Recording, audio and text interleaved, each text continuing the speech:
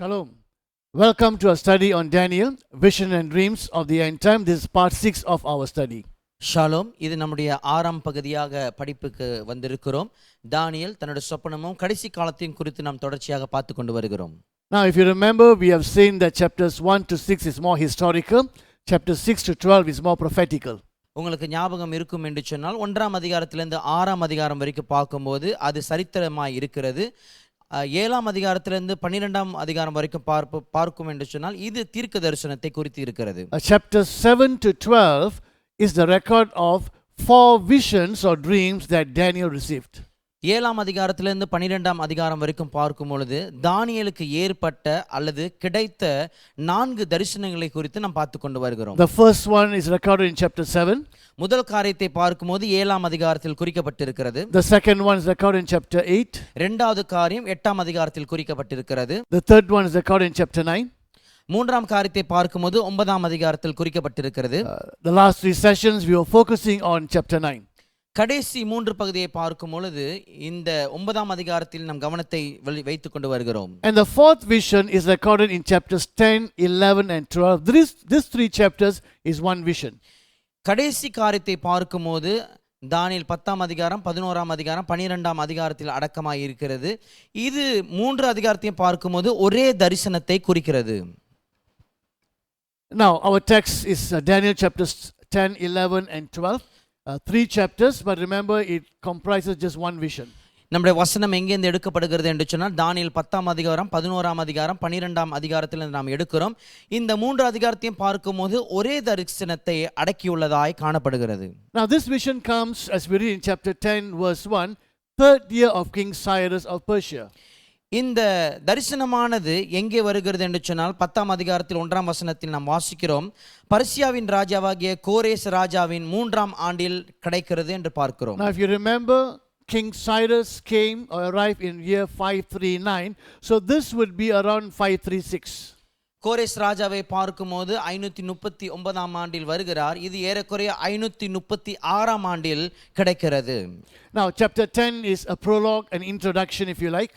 10ஆம் அதிகாரத்தை பார்க்கும்போது இது ஒரு முன்னுரையாய் இருக்கிறது. Chapter 11 is the bulk of the vision, where we have the explanation of the vision that was given to Daniel. 11ஆம் அதிகாரத்தை பார்க்கும்போது தானியேலுக்கு கொடுக்கப்பட்ட தரிசனம் இப்படியாக வெளிவாக்கமாக தெளிவடைய கொடுக்கப்படுகிறது என்று சொல்லி நாம் கவனிக்கிறோம். And chapter 12 is the epilogue, the closure of this vision as well as to the whole book of Daniel. 12ஆம் அதிகாரத்தை நீங்கள் பார்க்கும்போது அது முடிவுரையாக இருக்கிறது. அதே சமயத்தில் இந்த தானியேல் புஸ்தகத்தை முழுவதையும் ஒரு முடிவுக்கு கொண்டு வருகிற அதிகாரமாய் காணப்படுகிறது. In chapter 10 we read that Daniel has been fasting and praying for 21 days for 3 weeks.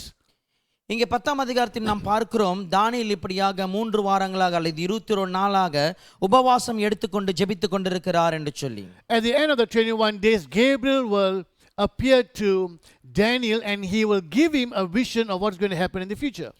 இந்த உபவாச நாட்கள் முடிவடையும் பொழுது காபிரியேல் தூதன் தானியேல் முன்பாக தோன்றி ஒரு தரிசனத்தை, அது அல்லாது எதிர்காலம் எப்படி இருக்க போகிறது என்று சொல்லி தரிசனத்தை அவரிடத்தில் கொடுக்க வருவார். Now when we read chapter 11, we will study about the kings of the north and the kings of the south. 11ஆம் அதிகாரத்தை நாம் வாசிக்கும் போது இப்படியாக வடதேசத்தின் ராஜாவை குறித்தும் தென் தேசத்தின் ராஜாவை குறித்தும் நாங்கள் வாசிப்போம். Now as we keep reading the king of the north and the king of the south, we will discover in a moment there are many kings of the north and many kings of the south. நாம் தொடர்ந்து வாசித்துக் கொண்டு வரும் பொழுது இப்படியாக நீங்க அங்கே வடராஜ்யத்தின் ராஜாவை பார்க்கும்போது தென் தேசத்தின் ராஜாவை பார்க்கும்போது இங்கே அநேக ராஜாக்கள் இருக்கிறார்கள் என்று சொல்லி நீங்கள் கவனிப்பீர்கள். If you read it quickly, we may assume it's just these 2 kings fighting among themselves, but in reality different kings of the north are appearing and different kings of the south are appearing. நாம் வேகமாக படித்துக் கொண்டு போவோம் என்று சொன்னால் நாம் நினைத்துக் கொள்வோம் இங்கே 2 ராஜாக்கள் இப்படியாக போர் தொடுத்து கொண்டிருக்கிறார்கள், யுத்தம் பண்ணி கொண்டிருக்கிறார்கள் என்று சொல்லி. ஆனாலும் நாம் சரியாக கவனித்து வாசிப்போம் என்று சொன்னால் இந்த வடதேசத்தின் ராஜாக்களை பார்க்கும் பொழுது தென் தேசத்தின் ராஜாக்களை பார்க்கும்போது வெவ்வேறு ராஜாக்கள் தோண்டி வருகிறதை நீங்கள் கவனிப்பீர்கள். I'll just give an example of this. Let's go to verse 15 of chapter 11. உதாரணத்தை நாம் பார்ப்போம். இப்படியாக 11ஆம் அதிகாரத்தில் 15வது வசனத்தை வாசிக்க கேட்போமாக. Then the king of the north will come and build up siege ramps and will capture a fortified city. The forces of the south will be powerless to resist, even their best troops will not have the strength to stand. வடதிசை ராஜா வந்து கொத்தாலம் போட்டு அரணான நகரங்களை பிடிப்பான். தென்றிசை ராஜாவின் புயபலங்களும் அவன் தெரிந்து கொண்ட ஜனமும் நில்லாமல் போவும். எதிர்த்து நிற்கிறதுக்கு பலன் இராது. Now when we read verse 15, the king of the north, and we come to verse 25, the king of the north, we may assume it's the same king. No, in fact, different kings have come in between. இந்த 15வது வசனத்தை வாசித்து இப்படியாக வடதிசையின் ராஜாவை குறித்து நாம் பார்க்கிறோம். பின்பு 25வது வசனத்துக்கு வரும்பொழுது இன்னொரு வடதிசை ராஜாவை குறித்து நாம் வாசிப்போம். நாம் நினைத்துக்கொள்வோம் இது ஒரே ராஜா என்று சொல்லிதான். Verse 20. 20வது வசனம், His successor will send out a tax collector to maintain the royal splendor. In a few years, however, he will be destroyed, yet not in anger or in battle. செழிப்பான ராஜ்யத்தில் தண்டல்காரனை திரிய பண்ணுகிற ஒருவன் தன் ஸ்தனத்தில் எழும்புவான். ஆகிலும் சில நாளைக்குள் கோபமில்லாமலும் யுத்தமில்லாமலும் நாசமடைவான். So that king will be succeeded by another king. அந்த ராஜாவை பார்க்கும்போது இன்னொரு ராஜா அவருடைய இடத்தை எடுத்துக்கொள்கிறதை கவனிப்பீர்கள். Now observe verse 21. 21வது வசனத்தை இப்பொழுது நாம் கவனிப்போம். He will be succeeded by a contemptible person who has not been given the honor of royalty. அவன் ஸ்தானத்தில் அவமதிக்கப்பட்டவன் ஒருவன் எழும்புவான். இவனுக்கு ராஜபாரத்தின் மேன்மையை கொடாதிருப்பார்கள். ஆனாலும் இவன் சமாதானமாய் நுழைந்து இச்சகம் பேசி ராஜ்யத்தை கட்டிக்கொள்வான். So as you can see, the kings of the north are changing as well as the kings of the south. நாம் இங்கே கவனிக்கும் பொழுது இப்படியாக வடதேசத்தின் ராஜாக்கள் மாறுகிறதை நீங்கள் கவனிப்பீர்கள். அதே போலதான் தென் தேசத்தின் ராஜாக்களும் மாறுகிறதை நீங்கள் கவனிப்பீர்கள். So when you are reading chapter 11, remember this prophecy about the coming kings of the north and the coming kings of the south. You need to understand that the kings are changing. The kings of the north and the kings of the south, they are changing. இந்த அதிகாரத்தை நீங்கள் வாசிக்கும் பொழுது இப்படியாக வடதேசத்தின் ராஜாக்கள் வருகிறார்கள், பின்பு தென் தேசத்தின் ராஜாக்கள் வருகிறார்கள். இப்படியாக ராஜாக்கள் மாறிக்கொண்டிருக்கிறார்கள் என்று சொல்லி நீங்கள் நன்றாக புரிந்து கொள்ள வேண்டும். Now the kings of the south is identified for us in verse 8. When you read verse 8, we are told it is Egypt. இங்கே தென் தேசத்தின் ராஜா என்று சொல்லி இப்படியாக சொல்லப்படுகிறதே நமக்கு அடையாளமாய் காட்டப்படுகிறது. எங்கே காட்டப்படுகிறது என்று சொன்னால் 8வது வசனத்தில் காட்டப்படுகிறது. இதுதான் எகிப்து தேசத்தை குறித்து நமக்கு சொல்லப்படுகிறது. So we know south is Egypt. நாம் இப்பொழுது அறிந்து கொள்கிறோம் தென் என்று சொல்லும் பொழுது எகிப்தை குறிக்கிறது. But where is not? வடக்கு எங்கே இருக்கிறது அல்லது வட ராஜ்யம் எங்கே இருக்கிறது? It is interesting that in chapter 11 we are told that south is Egypt, but we are not told where north is. இதனுடைய ஆச்சரியம் என்னவென்று சொன்னால் 8ஆம் வசனத்தில் பார்க்கும்போது தென் ராஜ்யம் எங்கே இருக்கிறது, எகிப்தில் இருக்கிறது என்று சொல்லி நமக்கு காண்பிக்கப்படுகிறது. ஆனாலும் வடதேசத்தின் ராஜா இந்த வடதேசம் எங்கே இருக்கிறது என்று சொல்லி நமக்கு சொல்லப்படவில்லை. Now although from history we know, but God has not mentioned the name of the nation for a reason. சரித்திரத்தில் நாம் கண்டிருந்தாலும் நிச்சயமாக ஏதோ ஒரு காரணத்துக்காக தான் ஆண்டவர் இந்த தேசத்தினுடைய பேரை சொல்லாமல் விட்டிருக்கிறார். So in chapter 11 we have the kings of the north and the kings of the south. ஆகையினாலே இந்த 11ஆம் அதிகாரத்தை நீங்கள் வாசிக்கும் பொழுது வடதேசத்தின் ராஜாக்களை குறித்து நாம் பார்க்கிறோம், பின்பு தென் தேசத்தின் ராஜாவை குறித்தும் நாம் பார்த்து கொண்டிருக்கிறோம். Now except for the last king of the north, the rest of the kings we can read about in history because this part has already been fulfilled. This is history. இந்த வடதேசத்தின் கடைசி ராஜாவை குறித்து மாத்திரம் நம்மால் கண்டு கொள்ள முடியாது. ஆனால் மற்ற ராஜாக்கள் நிச்சயமாக நாம் கண்டு கொள்ள முடியும். ஏன்னு சொன்னால் இதெல்லாம் சரித்திரபூர்வமாக அடங்கி இருக்கிறது. சரித்திரம் இதை நமக்காக எழுதி வைத்திருக்கிறது. Amazing how in detail the prophecy is given and history has recorded exactly what has been prophesied in Daniel chapter 11. Simply shows the accuracy of the word of God.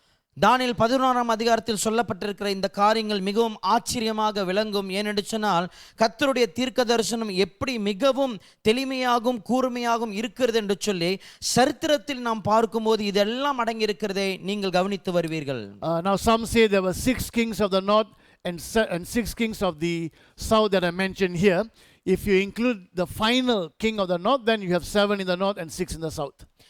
இங்கே நீங்கள் கவனிக்கும் பொழுது இப்படியாக தென் தேசத்திலே 6 ராஜாக்கள் இருக்கிறார்கள் என்று சொல்லி சில ஆட்கள் சொல்லுவார்கள். அதே சமயத்தில் நீங்கள் வடதேசத்தின் ராஜாவை பார்க்கும்போது 6 பேர் இருக்கிறார்கள். இப்போ இந்த வரப்போகிற ராஜாவை சேர்த்து கணக்கு பண்ணணும் என்று சொன்னால் 7 ராஜாக்கள் இருக்கிறதை நீங்கள் கவனிப்பீர்கள். Now, because this part of the prophecy has already been fulfilled, I'm not going to spend my time on that. I want to focus in this session on the final king of the north. இதனுடைய காரியங்கள் எல்லாம் சரித்திரபூர்வமாக அடங்கியிருக்கிறபடினாலே இதை குறித்து நாம் அதிகமாக கவனம் செலுத்த மாட்டோம். ஆனாலும் இந்த வடதேசத்தின் ராஜா, இந்த கடைசி ராஜாவை குறித்து நாம் இன்னும் அதிகமாய் நேரம் செலவிட்டு இதை கவனிக்க போகிறோம். Now, if you are interested in finding out who these various kings of the north and kings of the south are, then I will recommend you 2 study Bibles. நீங்கள் இந்த வடதேசத்தின் ராஜாக்கள் யாரா இருப்பார்கள், தென் தேசத்தின் யாரா இருந்திருக்க கூடும் என்று சொல்லி உங்களுக்கு ஆர்வம் இருக்கும் என்று சொன்னால் இந்த 2 வேதாகமத்தை உங்களுக்கு நாங்கள் ரெக்கமெண்ட் பண்ணுகிறோம். நீங்கள் இதை வாசிக்கலாம். Now, any study Bible will be brief in its commentary. எந்த ஒரு வேதாகமத்தை நீங்கள் கவனிப்பீர்கள் என்று சொன்னால் தன்னோட கமெண்ட்ரியில் பார்க்கும்போது அது ரொம்ப சுருக்கமாய் கொடுக்கப்பட்டிருக்கும். But for chapter 11, I think these 2 study Bible, they have done quite well. They have given the names of all the kings of the north and south. ஆனாலும் இந்த 11ஆம் அதிகாரத்தை குறித்து நீங்கள் அதிகமாய் கவனிக்க வேண்டும், நல்ல தெளிவாய் புரிந்து கொள்ள வேண்டும் என்று சொன்னால் இந்த 2 வேதாகமம் நமக்கு போதுமான ஞானத்தை அல்லது காரியத்தை கற்பித்து இருக்கிறது என்று சொல்லி நான் சொல்லுவேன். In fact, compared to some of the single commentaries that should have done a better job, should have given us detail, I think these 2 study Bible, they have explained this well. So if you're interested in knowing their names, I would recommend this 2 study Bibles. மற்ற ஒத்த வாக்கிய வசனங்களை குறித்து நீங்கள் இதை ஆராய்ச்சி, அந்த வேதங்களை வைத்து ஆராய்ச்சி செய்வீர்கள் என்று சொன்னால் நிச்சயம் அதிகமாய் தெளிவு உங்களுக்கு கிடைக்காது. இந்த 2 வேதாகமத்தை எடுத்து வாசிப்பீர்கள் என்று சொன்னால் இன்னும் தெளிவாக்கம் உங்களுக்கு அதிகமாய் கிடைக்கும்.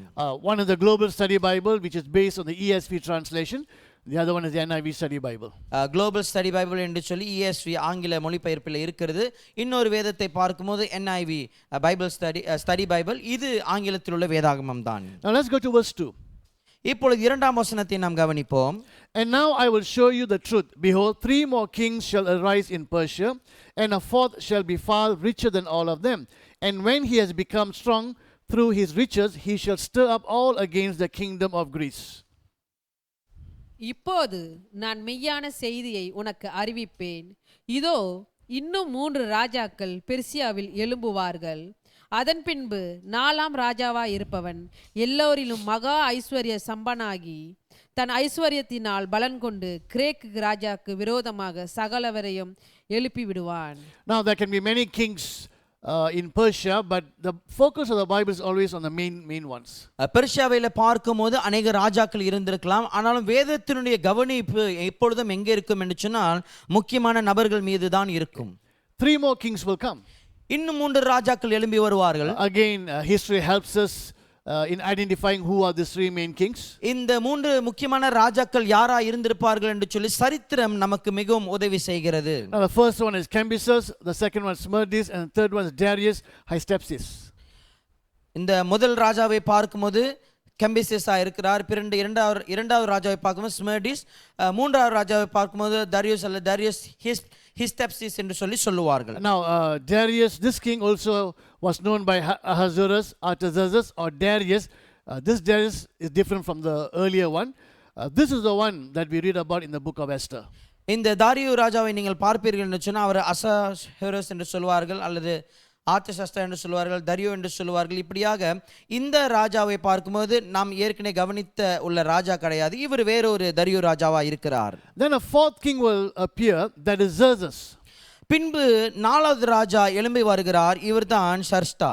Now he will go against Greece and about 800,000 soldiers with him, but he'll be defeated at the battle of Salamis. நீங்க இங்க பார்க்கும்போது அவர் கிரீஸ்க்கு எதிராக யுத்தம் செய்ய புறப்பட்டு வருவார். அவரோடு சேர்ந்து ஏறக்குறைய 8 லட்சம் ஆண்களை கூட்டிக் கொண்டு வருவார்கள். ஆனால் யுத்தத்திலே நீங்கள் அவர் தோத்து போகிறதை கவனிப்பீர்கள். Greece hasn't become an empire yet, but this king will go against Greece thinking that he can conquer it, but he'll be defeated. Greece அப்பொழுது ஒரு சாம்ராஜ்யமாய் மாறவில்லை, ஆனாலும் இந்த ராஜா அவர்களுக்கு எதிர்த்து போர் தொடுப்பார்கள், ஆனாலும் போரிலே தோற்று போனவர்களாய் திரும்பி வருவார்கள். Verse 3. மூன்றாவது வசனம். Then a mighty king shall arise, who shall rule with great dominion and do as he wills. And as soon as he has arisen, his kingdom shall be broken and divided toward the 4 winds of heaven. but not to his posterity, nor according to the authority with which he ruled. For his kingdom shall be plucked up and go to others besides this. ஆனாலும் பராக்கிரமுள்ள ஒரு ராஜா எழும்பி பிரபலமாய் ஆண்டு தனக்கு இஷ்டமானபடி செய்வான். அவன் எழும்பின பின்பு அவனுடைய ராஜ்யம் உடைந்து போய் வானத்தின் 4 திசைகளிலும் பகுக்கப்படும். ஆனாலும் அது அவனுடைய சந்ததியாருக்கு அல்ல, அவன் செய்த ஆளுகையின்படியும் அல்ல. அவனுடைய ராஜ்யம் பிடுங்கப்பட்டு அவனுடையவர்கள் அல்லாத வேறே பேர்களிடமாய் தாண்டி போம். Now when we read that this king will come and then his kingdom is broken into 4, I hope you can immediately identify who the king is and what are the 4 kingdoms. இந்த ராஜா எழும்பி வருவார், பின்பு தன்னுடைய ராஜ்யம் உடைக்கப்பட்டு 4 திசையாக அல்லது 4 பேருக்கு பங்கிட்டு கொடுக்கப்படும் என்று சொல்லும் பொழுதே இது உங்களுக்கு ஞாபகம் வரும் என்று சொல்லி நான் எதிர்பார்க்கிறேன்.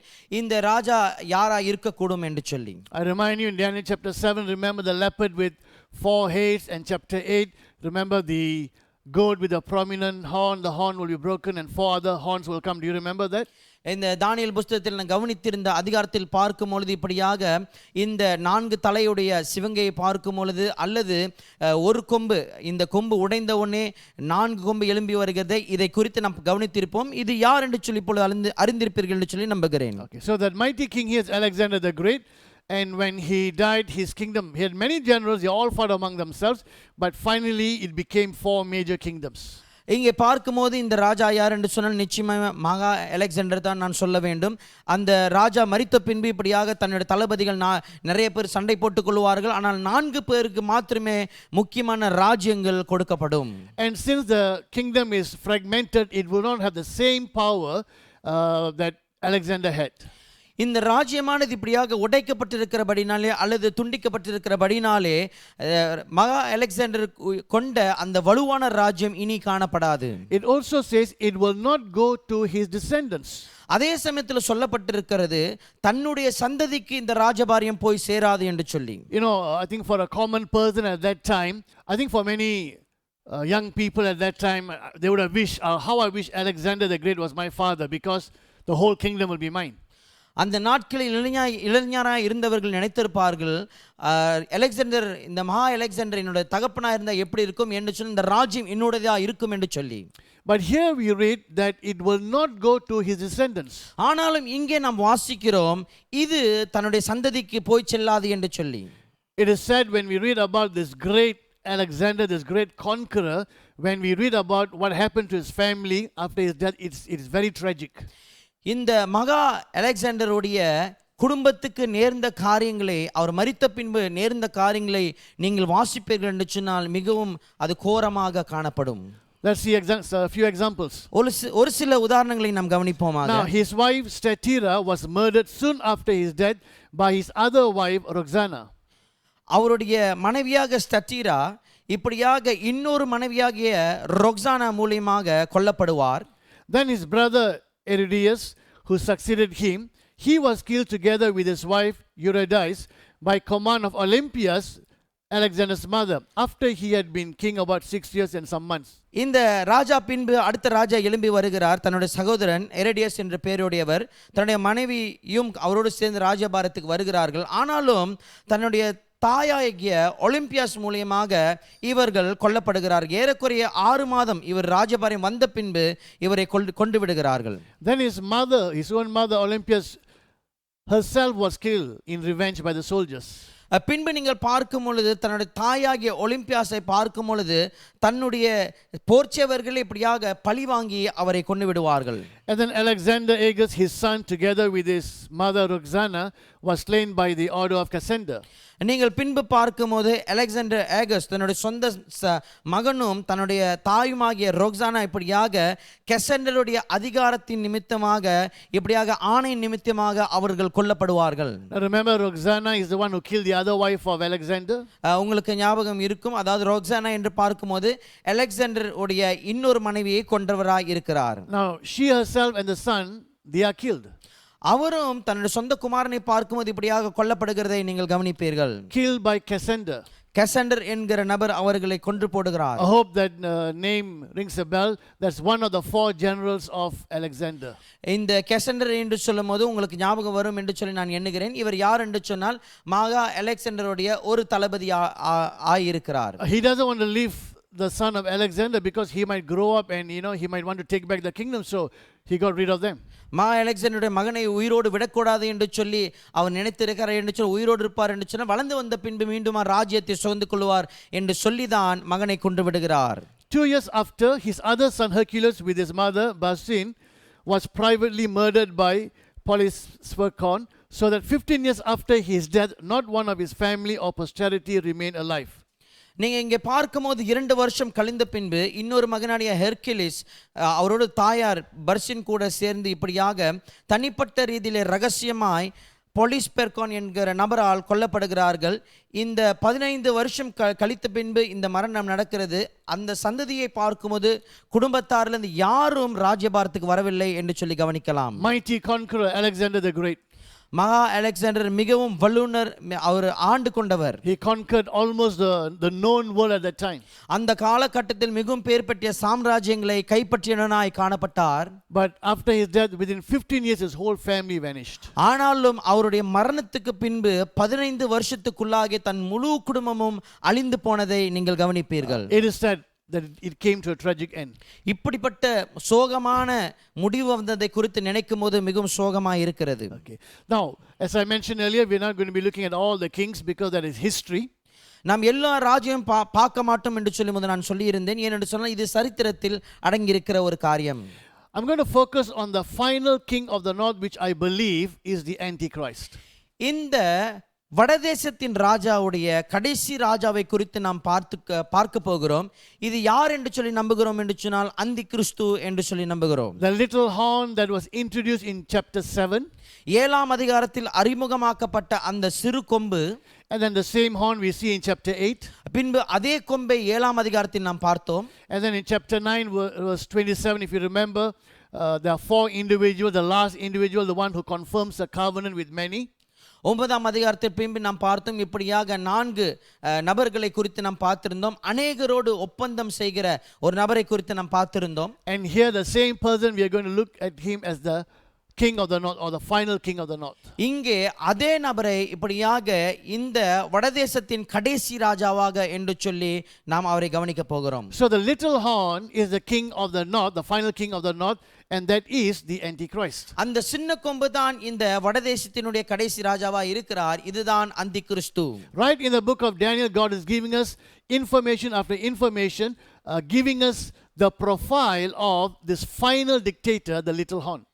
இந்த தானியேல் புஸ்தகத்தில் பார்க்கும்போது ஆண்டவர் நமக்கு மிகவும் தெளிவாக ஒன்றுக்கு பின் ஒன்றாக கொடுத்து இந்த சின்ன கொம்பு யாரா இருக்கும் என்று சொல்லி அதை குறித்ததான அடையாளமும் நமக்கு அதிகமாய் கொடுத்து கொண்டு வருகிறார். So he's called the little horn. அவன் சின்ன கொம்பு என்று சொல்லி அழைக்கப்படுகிறான். The king of the north. அவன் வடதேசத்தின் ராஜா என்று சொல்லி அழைக்கப்படுகிறான். In 2 Thessalonians chapter 2, he's called the man of sin or the man of lawlessness. 2 தெசலோனிக்கேயர் நீங்கள் வாசிக்கும் பொழுது இப்படியாக அவன் பாவம் நிறைந்தவன் அல்லது கேட்டின் மகன் என்று சொல்லப்படுகிறது நீங்கள் கவனிப்பீர்கள். In the book of Revelation, he is called the beast. வெளிப்படுத்தின விசேஷத்தில் பார்க்கும்போது மிருகம் என்று சொல்லி அழைக்கப்படுகிறான்.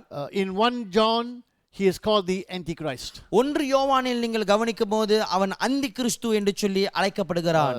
That term has become the common term or the popular term, so we're going to be looking at this final king of the north, the Antichrist. அந்த அழைப்பை பார்க்கும்போது அந்த பேரை பார்க்கும்போது நமக்கு பொதுவாக தெரிந்த ஒரு பேர் இருக்கிறபடினாலே இந்த வடதேசத்தின் ராஜா அதாவது அந்தி கிறிஸ்துவை குறித்து நாம் கவனிக்க போகிறோம். Now we know where south is because verse 8 tells us is Egypt. இந்த தென் எங்கே இருக்கிறது என்று சொல்லி நாம் நன்றாக அறிந்திருக்கிறோம். என்று சொன்ன 8வது வசனம் அது எகிப்து என்று சொல்லி நமக்கு காண்பித்திருக்கிறது. The king of the north, when we read history, he comes from Syria.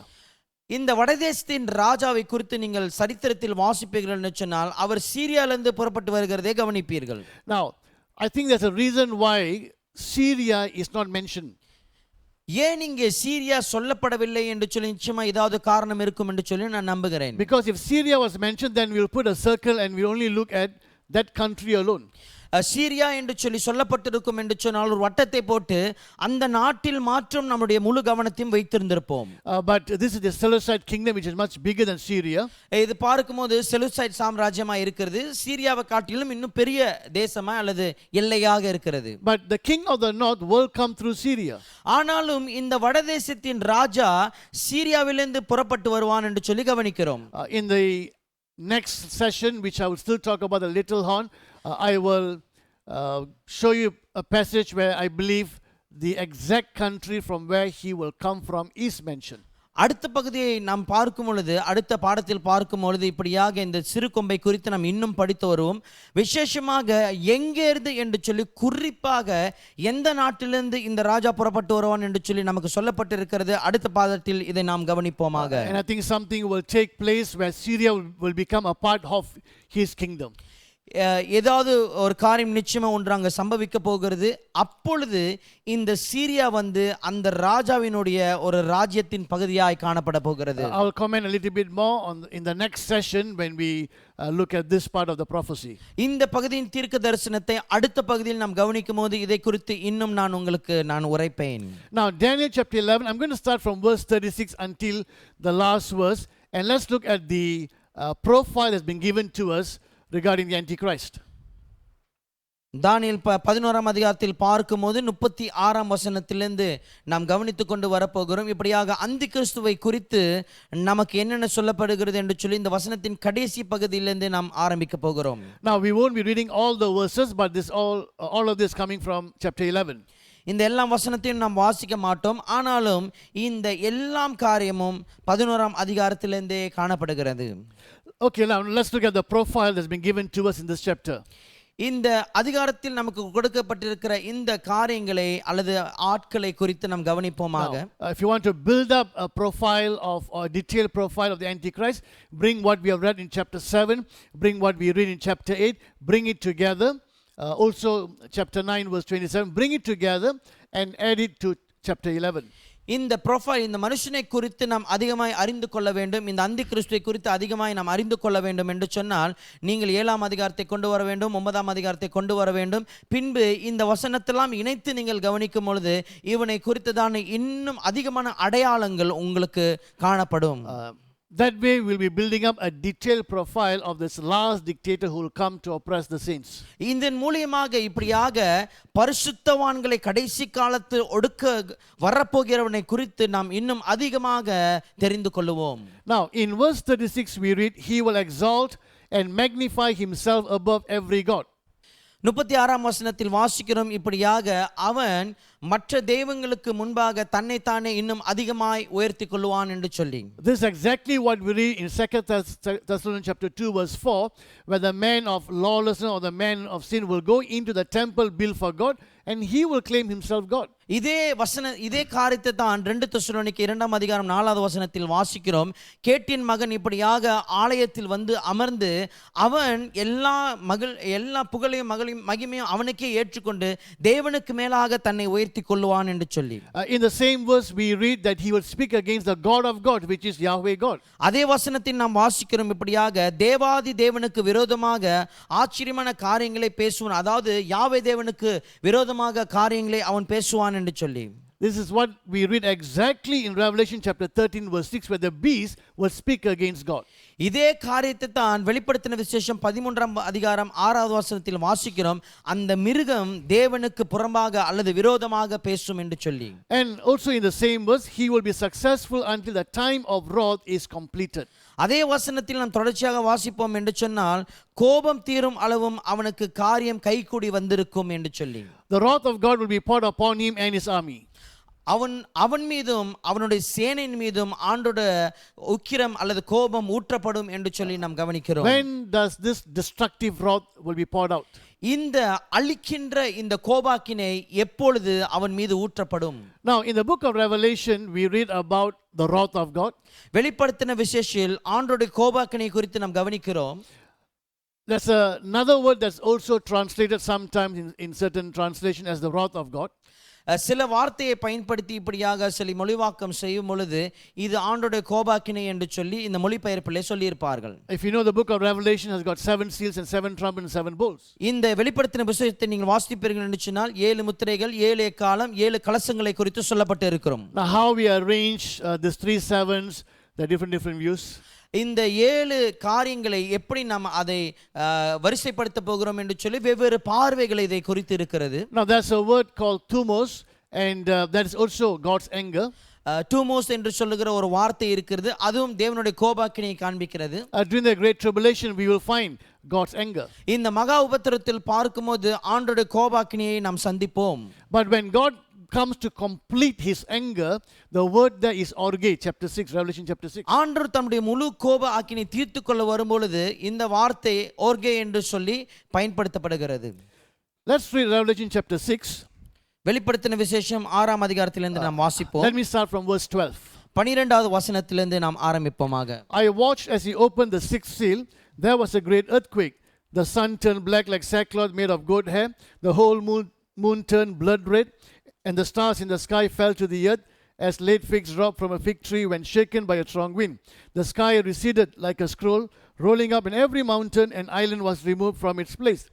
Then the kings of the earth, the mighty, the princes, the generals, the rich, the mighty, and every slave and every free man hid in the caves and among the rocks of the mountains. They called to the mountains and the rocks, fall on us and hide us from the face of him who sits on the throne and from the wrath of the Lamb. For the great day of their wrath has come, and who can stand? அவர் 6ஆம் முத்திரையை உடைக்க கண்டேன்.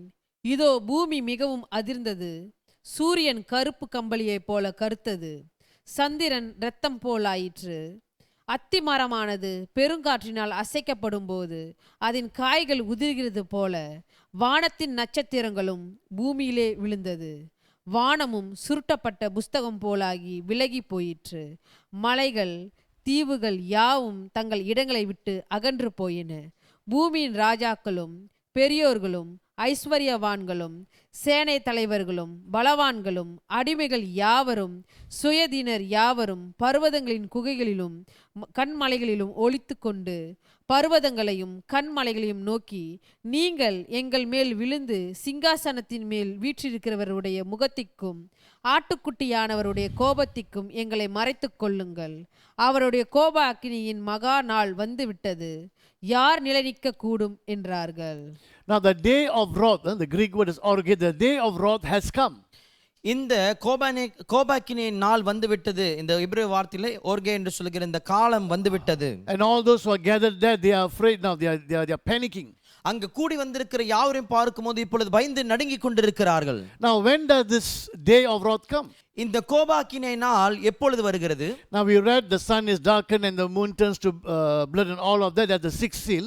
இங்கே பார்க்கும்போது இந்த 6ஆம் முத்திரையை பார்க்கும்போது இப்படியாக இந்த சூரியன் இருளாகி பின்பு சந்திரன் இரத்தினமாய் மாறுகிறது என்று சொல்லி, this is exactly what we read in Matthew 24, where the Lord spoke about after the great tribulation, all of this shaking, this what he called this sun being darkened and the moon turning to blood will take place.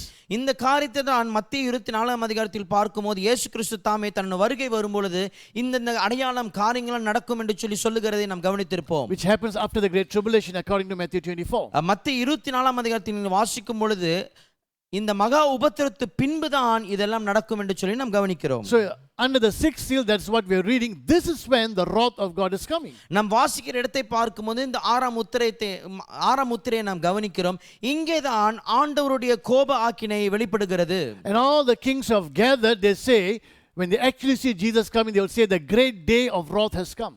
இந்த கூடி வந்திருக்க எல்லா ராஜாக்களையும் கவனிக்கும் பொழுது இயேசு கிறிஸ்து வரும் நாளில் அவர்கள் பார்க்கும்போது தேவனுடைய கோபாக்கினிய நாள் வந்துவிட்டது என்று சொல்லி அவர்கள் சொல்லுவார்கள். In 1 Thessalonians chapter 5 verse 9 we read that we will be saved from the day of wrath, orge. 1 தெசலோனிக்கேயர் 5ஆம் அதிகாரத்தில் நீங்க வாசிப்பீர்கள் என்று சொன்னால் இந்த கோபாக்கினின் நாளில் நாம் தப்பித்துக் கொள்வோம் அல்லது நாம் பாதுகாக்கப்படுவோம் என்று சொல்லி சொல்லப்பட்டிருக்கிறது. This is the wrath of God from which we will be saved, because when the Lord comes, he will gather us to himself.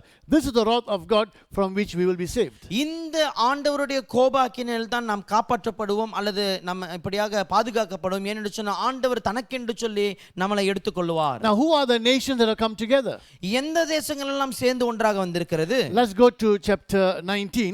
19வது வசனத்தை நாம் வாசிக்க கேட்போம். These nations have come together. They have come together under the or commandership or leadership of the Antichrist. இவர்கள் இந்த தேசங்கள் எல்லாம் இப்படியாக அந்தி கிறிஸ்துவின் தலைமைத்துவத்தில் அடங்கி இவர்கள் எல்லாம் கூடி வந்திருக்கிறதை நீங்கள் கவனிப்பீர்கள். Verse 19. Then I saw the beasts and the kings of the earth and their armies gathered together to make war against the rider on the horse and his army. But the beast was captured, and with him the false prophet, who had performed the miraculous signs on his behalf. With these signs he had deluded those who had received the mark of the beast and worshipped his image. The two of them were thrown alive into the fiery lake of burning sulfur. The rest of them were killed with the sword that came out of the mouth of the rider on the horse, and all the birds gorged themselves on their flesh. பின்பு மிருகமும் பூமியின் ராஜாக்களும் அவர்களுடைய சேனைகளும் குதிரைகளின் மேல் ஏறியிருக்கிறவரோடும் அவருடைய சேனையோடும் யுத்தம் பண்ணும்படிக்கு கூடி வர கண்டேன். அப்பொழுது மிருகம் பிடிக்கப்பட்டது. மிருகத்தின் முன்பாக செய்த அற்புதங்களால் அதன் முத்திரையை தரித்தவர்களையும் அதன் சொரூபத்தை வணங்கினவர்களையும் மோசம் போக்கின கள்ள தீர்க்கதரிசிகளையும் கூட பிடிக்கப்பட்டான். இருவரும் கந்தகம் எரிகிற அக்கினி கடலிலே உயிரோடே தள்ளப்பட்டார்கள். மற்றவர்கள் குதிரையின் மேல் ஏறினவருடைய வாயிலிருந்து புறப்படுகிற பட்டயத்தால் கொல்லப்பட்டார்கள். அவர்களுடைய மாமிசத்தினால் பறவைகள் யாவும் திருப்தி அடைந்தன. So we see kings and commanders and generals have gathered together. இங்கே பார்க்கிறோம் இப்படியாக தளபதிகள், சேனாதிபதிகள், இராணுவங்கள் எல்லாம் ஒன்றாய் சேர்ந்து வந்திருக்கிறது என்று சொல்லி under the leadership of the Antichrist. இங்கே யார் தலைமையின் கீழ் என்று சொன்னால் அந்தி கிறிஸ்துவின் தலைமையின் கீழ் தான். Now I want you to understand, it doesn't mean every single country. These are the nations that will come together to rise up against Israel. நீங்க இங்கே பார்க்கும்போது எல்லா தேசத்தை எல்லா நாடை குறித்து நம்ம சொல்லவில்லை. ஆனாலும் இஸ்ரவேலுக்கு எதிராக போர் தொடுக்க புறப்பட்டு வருகிற நாடுகள் தான் இவர்கள் எல்லாமே. So when we read Christ will war against all nations, who are the all nations? These are the nations that come together against their common enemy. கிறிஸ்து எல்லா தேசத்துக்கும் எதிராக போரிடுவார் என்று சொல்லி இந்த வசனத்தை வாசிக்கும் பொழுது எல்லா நாடுகளும் அல்ல, யாரெல்லாம் இஸ்ரவேலுக்கு எதிராக புறப்பட்டு வருகிறார்களோ அவர்களை எதிர்த்து தான் கிறிஸ்து போரிட வருவார். The Antichrist is able to somehow deceive them into believing that they can actually, even stop Christ from coming and taking over or establishing his kingdom. அந்த அந்தி கிறிஸ்து இவர்களை எப்படி வஞ்சிப்பான் என்று சொன்னால், இயேசு கிறிஸ்து வந்து தன்னுடைய ராஜ்யத்தை ஸ்தாபிக்காமல் நம்மால் நிறுத்த முடியும் என்று சொல்லி இப்படிப்பட்ட வஞ்சகத்தை சொல்லி அவன் போய் சொல்லுவான். Revelation chapter 16 tells us they are gathered in a place called Armageddon. That's the battle of Armageddon.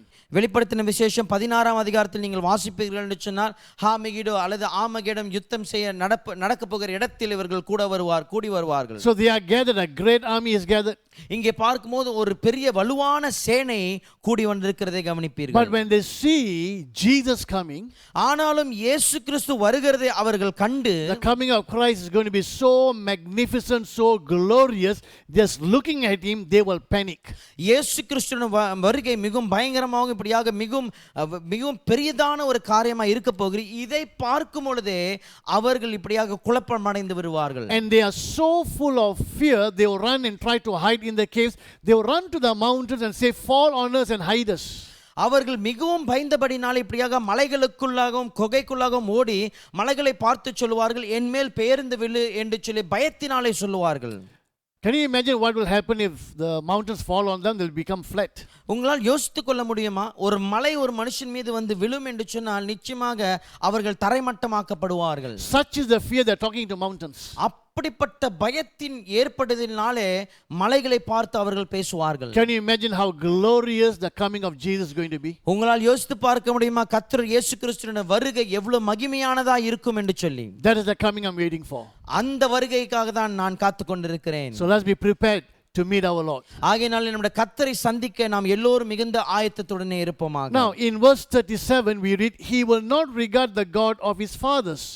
37ஆம் வசனத்தை நீங்கள் வாசிக்கும் போது அவன் தன் பிதாக்களின் தேவர்களை மதியாமல் இருப்பான் என்று சொல்லி வாசிக்கிறோம். Now, again, the word is Elohim, can be translated whether singular or plural. இங்கே வார்த்தை வாசிக்கும் பொழுது எலோஹிம் என்று சொல்லப்படுகிறது. அது பன்மையாக சொல்லப்படலாம் அல்லது ஒருமையாகவும் சொல்லப்படலாம். For example, Genesis chapter 1 verse 1, in the beginning God, in the Hebrew it's Elohim. இங்கே உதாரணத்துக்கு பார்க்கும்போது ஆதியாகமம் 1ஆம் அதிகாரம் 1வது வசனத்தில் வாசிக்கிறோம், ஆதியிலே தேவன் என்று சொல்லி. இது எலோஹிம் ஒருமையை காண்பிக்கிறது. So some translation you will read the gods of his father, some translation the God of his father. சில மொழிபெயர்ப்பில் நீங்கள் பார்க்கும்போது இப்படியாக தன் பிதாக்களின் தேவர்கள் என்று சொல்லி நீங்கள் பார்க்கலாம். சில மொழிபெயர்ப்பு தன் தகப்பனுடைய அல்லது பிதாக்களின் தேவன் என்று சொல்லி நீங்கள் வாசிக்கலாம். Now, the God of his fathers is a specific term. இங்க அவன் பிதாக்களின் தேவன் என்று சொல்லி இந்த வாக்கியமே ஒரு விசேஷமான வாக்கியமாய் காணப்படுகிறது. I don't know whether you have paid attention to this phrase. இந்த வாக்கியத்தை நீங்கள் கவனித்திருப்பீர்களா என்று சொல்லி எனக்கு தெரியாது. Now, the God of our fathers or the God of your fathers or the God of his father. இங்க நம்முடைய தேவன், நம்முடைய தகப்பனுடைய தேவன், அவர்களுடைய தகப்பனுடைய தேவன் அல்லது அவனுடைய தகப்பனுடைய தேவன் என்று சொல்லப்படும் பொழுது, or your God of your fathers, அல்லது உங்களுடைய தகப்பனுடைய தேவன் என்று சொல்லும் பொழுது, now you can go and do a study on this. You will find this phrase, the God of our fathers, or if speaking to the people, the God of your fathers, or referring to another person, the God of his fathers. இந்த வசனத்தை நீங்கள் ஆராய்ச்சி, இந்த வாக்கியத்தை நீங்கள் ஆராய்ச்சி பண்ணி பார்ப்பீங்கன்னு சொன்னால், அதாவது உங்களுடைய தகப்பனுடைய தேவன் இல்லது அவருடைய தகப்பனுடைய தேவன் அல்லது எங்களுடைய தகப்பனுடைய தேவன் என்று சொல்லி இந்த வாக்கியத்தை நீங்கள் ஆராய்ந்து பார்ப்பீர்கள் என்றால், I came across about 17 verses. நான் இதை குறித்து 17 வசனங்களை கண்டுபிடித்திருக்கிறேன். That is a specific term. அது விசேஷமான ஒரு வார்த்தையாக அல்லது வாக்கியமாக இருக்கிறது. The God of our fathers or the God of your fathers is a Jew and Yahweh. எங்கள் தகப்பனுடைய தேவன் அல்லது உங்களுடைய அல்லது அவர்களுடைய தகப்பனுடைய தேவன் என்று சொல்லும் பொழுது யூதருக்கும் தேவனுக்கும் உள்ள காரியமாய் காணப்படுகிறது. It always referred to a Jew and his God, Yahweh God. எப்பொழுதுமே பார்க்கும்போது ஒரு யூதனுக்கும் தன்னுடைய தேவனாகிய யாவே கடவுளுக்கும் பொருந்தின ஒரு வாக்கியமாய் காணப்படுகிறது. The Elohim of our fathers, that is Yahweh God. எங்களுடைய பிதாவினுடைய எலோஹிம் என்று சொல்லும்போது யாவே கடவுளை குறிக்கிறது. Now, I'll give you a few more examples at the bottom. We won't be reading them, but let's just read 2 examples. இங்க கீழே இன்னும் சில உதாரணங்கள் கொடுக்கப்பட்டிருக்கிறது, நாம் வாசிக்க மாட்டோம். ஆனால் 2 உதாரணங்களை நாம் வாசிக்க கேட்போமாக. 2 Kings 21:22. 2 ராஜாக்கள் 21ஆம் அதிகாரம் 22வது வசனம். He abandoned Yahweh, the God of his fathers, and did not walk in the way of Yahweh. கர்த்தரின் வழியில் நடவாமல் தன் பிதாக்களின் தேவனாகிய கர்த்தரை விட்டு விட்டான். Now, whenever you read Lord, all capital in the Old Testament, in the Hebrew, it is the actual name of God, Yahweh. பழைய ஏற்பாட்டில் இப்படியாக LORD என்று சொல்லி எல்லாம் பெரிய எழுத்தில் ஆங்கில எழுத்தில் நீங்கள் பார்ப்பீங்க என்று சொன்னால் பழைய ஏற்பாட்டில் இது எலோஹிம் என்று சொல்லப்படுகிறது. So the Elohim of our fathers, who is the Elohim of our fathers? It is Yahweh. எங்களுடைய தகப்பனுடைய எலோஹிம் என்று சொல்லும்போது யார் இந்த எலோஹிம்? அவர் தான் கடவுளாய் காணப்படுகிறார், தேவனாய் காணப்படுகிறார். He is referring to one of the kings who has abandoned the worship of Yahweh and has gone and worshipped other gods. இங்கே பார்க்கும்போது ஒரு ராஜாவை குறித்து சொல்லப்படுகிறது. இவன் இப்படியாக தேவனுடைய ஆராதனை விட்டுவிட்டு மற்ற தேவர்களை அவன் சேவிக்க போய்விட்டான் என்று சொல்லி. Acts 22 verse 14. And he said, the God of our fathers appointed you to know his will, to see the righteous one, and to hear a voice from his mouth. அப்போஸ்தலர் 22ஆம் அதிகாரம் 14வது வசனம். அப்பொழுது அவன், நம்முடைய முன்னோர்களின் தேவனுடைய திருவுள்ளத்தை நீ அறியவும் நீதிபரரை தரிசிக்கவும் அவருடைய திருவாய் மொழியை கேட்கவும் அவர் உன்னை முன்னமே தெரிந்து கொண்டார். Now we can read 2 Chronicles 20:33, Acts 5:30, Deuteronomy 13 verse 2. But as I mentioned, I came across 17 passages. This phrase, the God of our fathers, is a Jew and Yahweh God. இப்படியாக நீங்க 2 நாளாகமம் 20:33 வாசிக்கலாம். அப்போஸ்தலர் 5ஆம் அதிகாரம் 30வது வசனம், உபாகமம் 13:2 நீங்கள் வாசிக்கலாம். இப்படியாக 17 வசனத்தை நாம் கண்டுபிடித்திருக்கிறோம் என்று சொன்னால் இந்த வாக்கியம் சொல்லப்படும் பொழுது ஒரு யூதனுக்கும் தன்னுடைய தேவனையும் குறிக்கிறது என்று சொல்லி நீங்கள் அறிவீர்கள். This final king of the north will not acknowledge the God of his fathers. He has to be a Jew.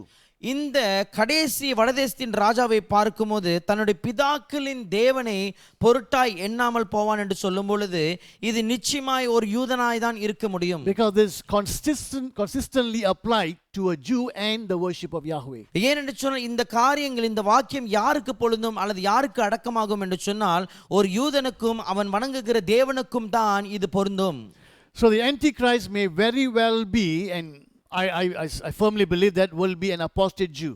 இந்த அந்தி கிறிஸ்து யாரா இருக்கும் என்று சொன்னால் நான் உறுதியாக நம்புகிறேன் இவன் பின்வாங்கின ஒரு யூதனாய் இருப்பான். Now he will not become an atheist. Either he will start his own religion or he'll be converted to another religion. நான் இப்படியாக மதம் சார்ந்தவன் அல்ல, மத நம்பிக்கை இல்லை என்று சொல்லி அல்லது மற்ற மதங்களை சார்ந்தவனாய் அவன் இருக்க மாட்டான். Not only he will claim himself God, he will acknowledge another God, a God of fortress or God of war. அவன் இப்படியாக தன்னைத்தானே அவன் தேவன் என்று சொல்லிக்கிறது மாற்றமல்லாமல் இப்படியாக அவன் அரண்களின் தேவனை இப்படியாக தேவன் என்று சொல்லி அவன் எண்ணிக்கொள்ளுவான். Now many Bible teachers do believe that when the Antichrist appears, that the nation of Israel or majority of the Jews will be deceived into thinking that this is the Messiah that they have been waiting for. அநேக வேத படித்து கொடுக்கிறவர்கள் நீங்கள் வாசிக்கும் கவனிப்பீர்கள் என்று சொன்னால் இப்படியாக இவன் என்ன செய்வான் என்று சொன்னால் அநேக யூதர்கள் இப்படியாக வஞ்சித்து அவன்தான் மேசியா என்று சொல்லி இப்படியாக வஞ்சனைக்குள் கொண்டு வந்து ஆட்கள் வஞ்சனைக்குள் விழுந்து விடுவார்கள் என்று சொல்லி நீங்கள் கவனிப்பீர்கள். Now if that is true, இது உண்மையாக இருக்கும் என்று சொன்னால் will the Jews accept a non-Jew as their Messiah? ஒரு யூதன் அல்லாதவனை மேசியாவாக யூதர்கள் ஏற்றுக்கொள்வார்களோ? Because their prophecies point to their Messiah will be one of theirs, a Jew. ஏனென்று சொன்னால் அவர்களுடைய தீர்க்க தரிசனத்தை நீங்கள் கவனிக்கும் பொழுது அவருடைய மேசியா யாரா இருக்கக்கூடும் என்று சொன்னால் ஒரு யூதனாய் தான் இருப்பார் என்று சொல்லி. They're not going to blindly accept any person as their Messiah. குருட்டுத்தனமாக யாராகிலும் மேசியாவாக இருக்கலாம் என்று சொல்லி அவர்கள் ஏற்றுக்கொள்ள மாட்டார்கள். Remember when Christ was born and the Magi, the wise men will come and Herod will ask, the scribes will say, this is where the Messiah will be born. They showed them the prophecy in Bethlehem. இந்த ஞானசாஸ்திரிகள் இப்படியாக வந்து யூதாவில் அடைந்து அவர்கள் ஹேரோது ராஜா இடத்தில் வந்தபோது ஹேரோது ராஜா கூட்டு கேட்பார், இவர் எங்கே பிறப்பார் என்று சொல்லி, இங்கே தான் உங்களுடைய மேசியா பிறப்பார் என்று சொல்லி எழுதியிருக்கிறது என்று சொல்லி அவர்கள் சொல்லுவார்கள். So there are prophecies pointing to who their Messiah is. ஆகையினாலே தீர்க்க தரிசனம் இருக்கிறது மேசியா யாரா இருப்பார் எப்படி வந்து பிறப்பார் என்று சொல்லி. Of course they missed it. நிச்சயமாய் அவர்கள் இதை இழந்து விட்டார்கள். Because in their mind the Messiah will come and fight against the Romans and establish their kingdom. That's what they expected. ஏனென்று சொன்னால் அவர்கள் சிந்தையில் அவங்க வைத்திருந்த காரியம் எதிர்பார்த்த ஒரு காரியம் என்னவென்று சொன்னால் மேசியா வந்து இப்படியாக ரோமர் சாம்ராஜ்யத்துக்கு எதிராக போரிட்டு இப்படியாக ராஜ்யத்தை கைப்பற்றுவார் என்று சொல்லி.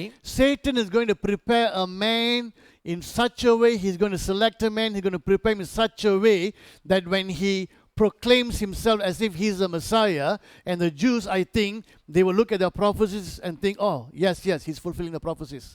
சாத்தான் இப்படியாக எப்படிப்பட்ட ஒரு ஆளை அவன் ஏற்படுத்துவான் என்று சொன்னால் இந்த யூதர்கள் இப்படியாக இந்த மனுஷனுடைய காரியத்தை கவனிக்கும் போது தீர்க்க தரிசனம் இதுதான் சொல்லுகிறது, ஆகினாலே இவன் தான் மேசியாவாக இருக்க வேண்டும் என்று சொல்லி அவர்கள் எண்ணிக்கொள்வார்கள். Now Jesus was born in Bethlehem, then for a while he was in Egypt, later he grew up in Nazareth. That's why he was called Jesus of Nazareth. நீங்க இங்கே பார்க்கும்போது இயேசு கிறிஸ்து பெத்லகேமில் பிறக்கிறார், பின்பு கொஞ்ச நாட்கள் எகிப்தில் வசித்து வருகிறார், பின்பு நசரத்தில் அவர் வந்து தங்குகிறார். ஆகினால் தான் நசரேயனாகிய இயேசு கிறிஸ்து என்று சொல்லி நாம் அழைக்கிறோம். So the Antichrist coming from one particular nation doesn't mean he has to be born there. He could have been born somewhere else, grew up somewhere else. But I think when he appears, a lot of the prophecies that we have in the scriptures in the Old Testament, it will seem as if he's fulfilling them. அந்த கிறிஸ்து இப்படியாக ஒரு இடத்தில் தான் பிறந்து வளர்ந்திருக்க வேண்டும் என்று சொல்லி பொருள் அல்ல. அவன் ஒரு இடத்துல பிறந்து இன்னொரு இடத்தில் வளர்ந்து வருகலாம். ஆனாலும் இந்த தீர்க்க தரிசனத்தை அவர்கள் ஒப்பிட்டு பார்க்கும் பொழுது இது அவனுக்கு பொருந்தியதாய் அல்லது மேசியாவுக்கு பொருந்தினதாய் காணப்படும் என்று சொல்லி நீங்கள் கவனிப்பீர்கள். In John 5:43, I have come in my Father's name, and you do not receive me. If another comes in his own name, you will receive him. யோவான் 5:43, நான் என் பிதாவின் நாமத்தினாலே வந்திருந்தும் நீங்கள் என்னை ஏற்றுக்கொள்ளவில்லை. வேறொருவன் தன் சுய நாமத்தினாலே வந்தால் அவனை ஏற்றுக்கொள்வீர்கள். Now we can take this as just a general statement, but many have seen this as a specific prophecy. இது பொதுவான வாக்கியமாக நாம் எண்ணிக்கொள்ளலாம். ஆனாலும் அநேக பேரை பார்க்கும்போது இது குறிப்பிட்ட அல்லது விசேஷமான தீர்க்க தரிசனமாய் கவனித்திருக்கிறார்கள். I have come in my Father's name, but you have rejected me. Somebody else will come and you're going to accept him. என்னுடைய பிதாவின் நாமத்தில் நான் வந்திருக்கிறேன், நீங்களோ என்னை அசட்டை பண்ணி விட்டீர்கள், புறக்கணித்து விட்டீர்கள்.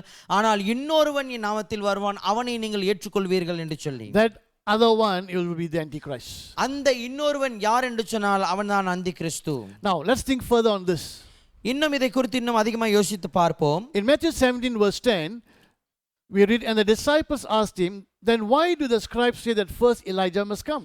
மத்தேயு 17 வசனம்.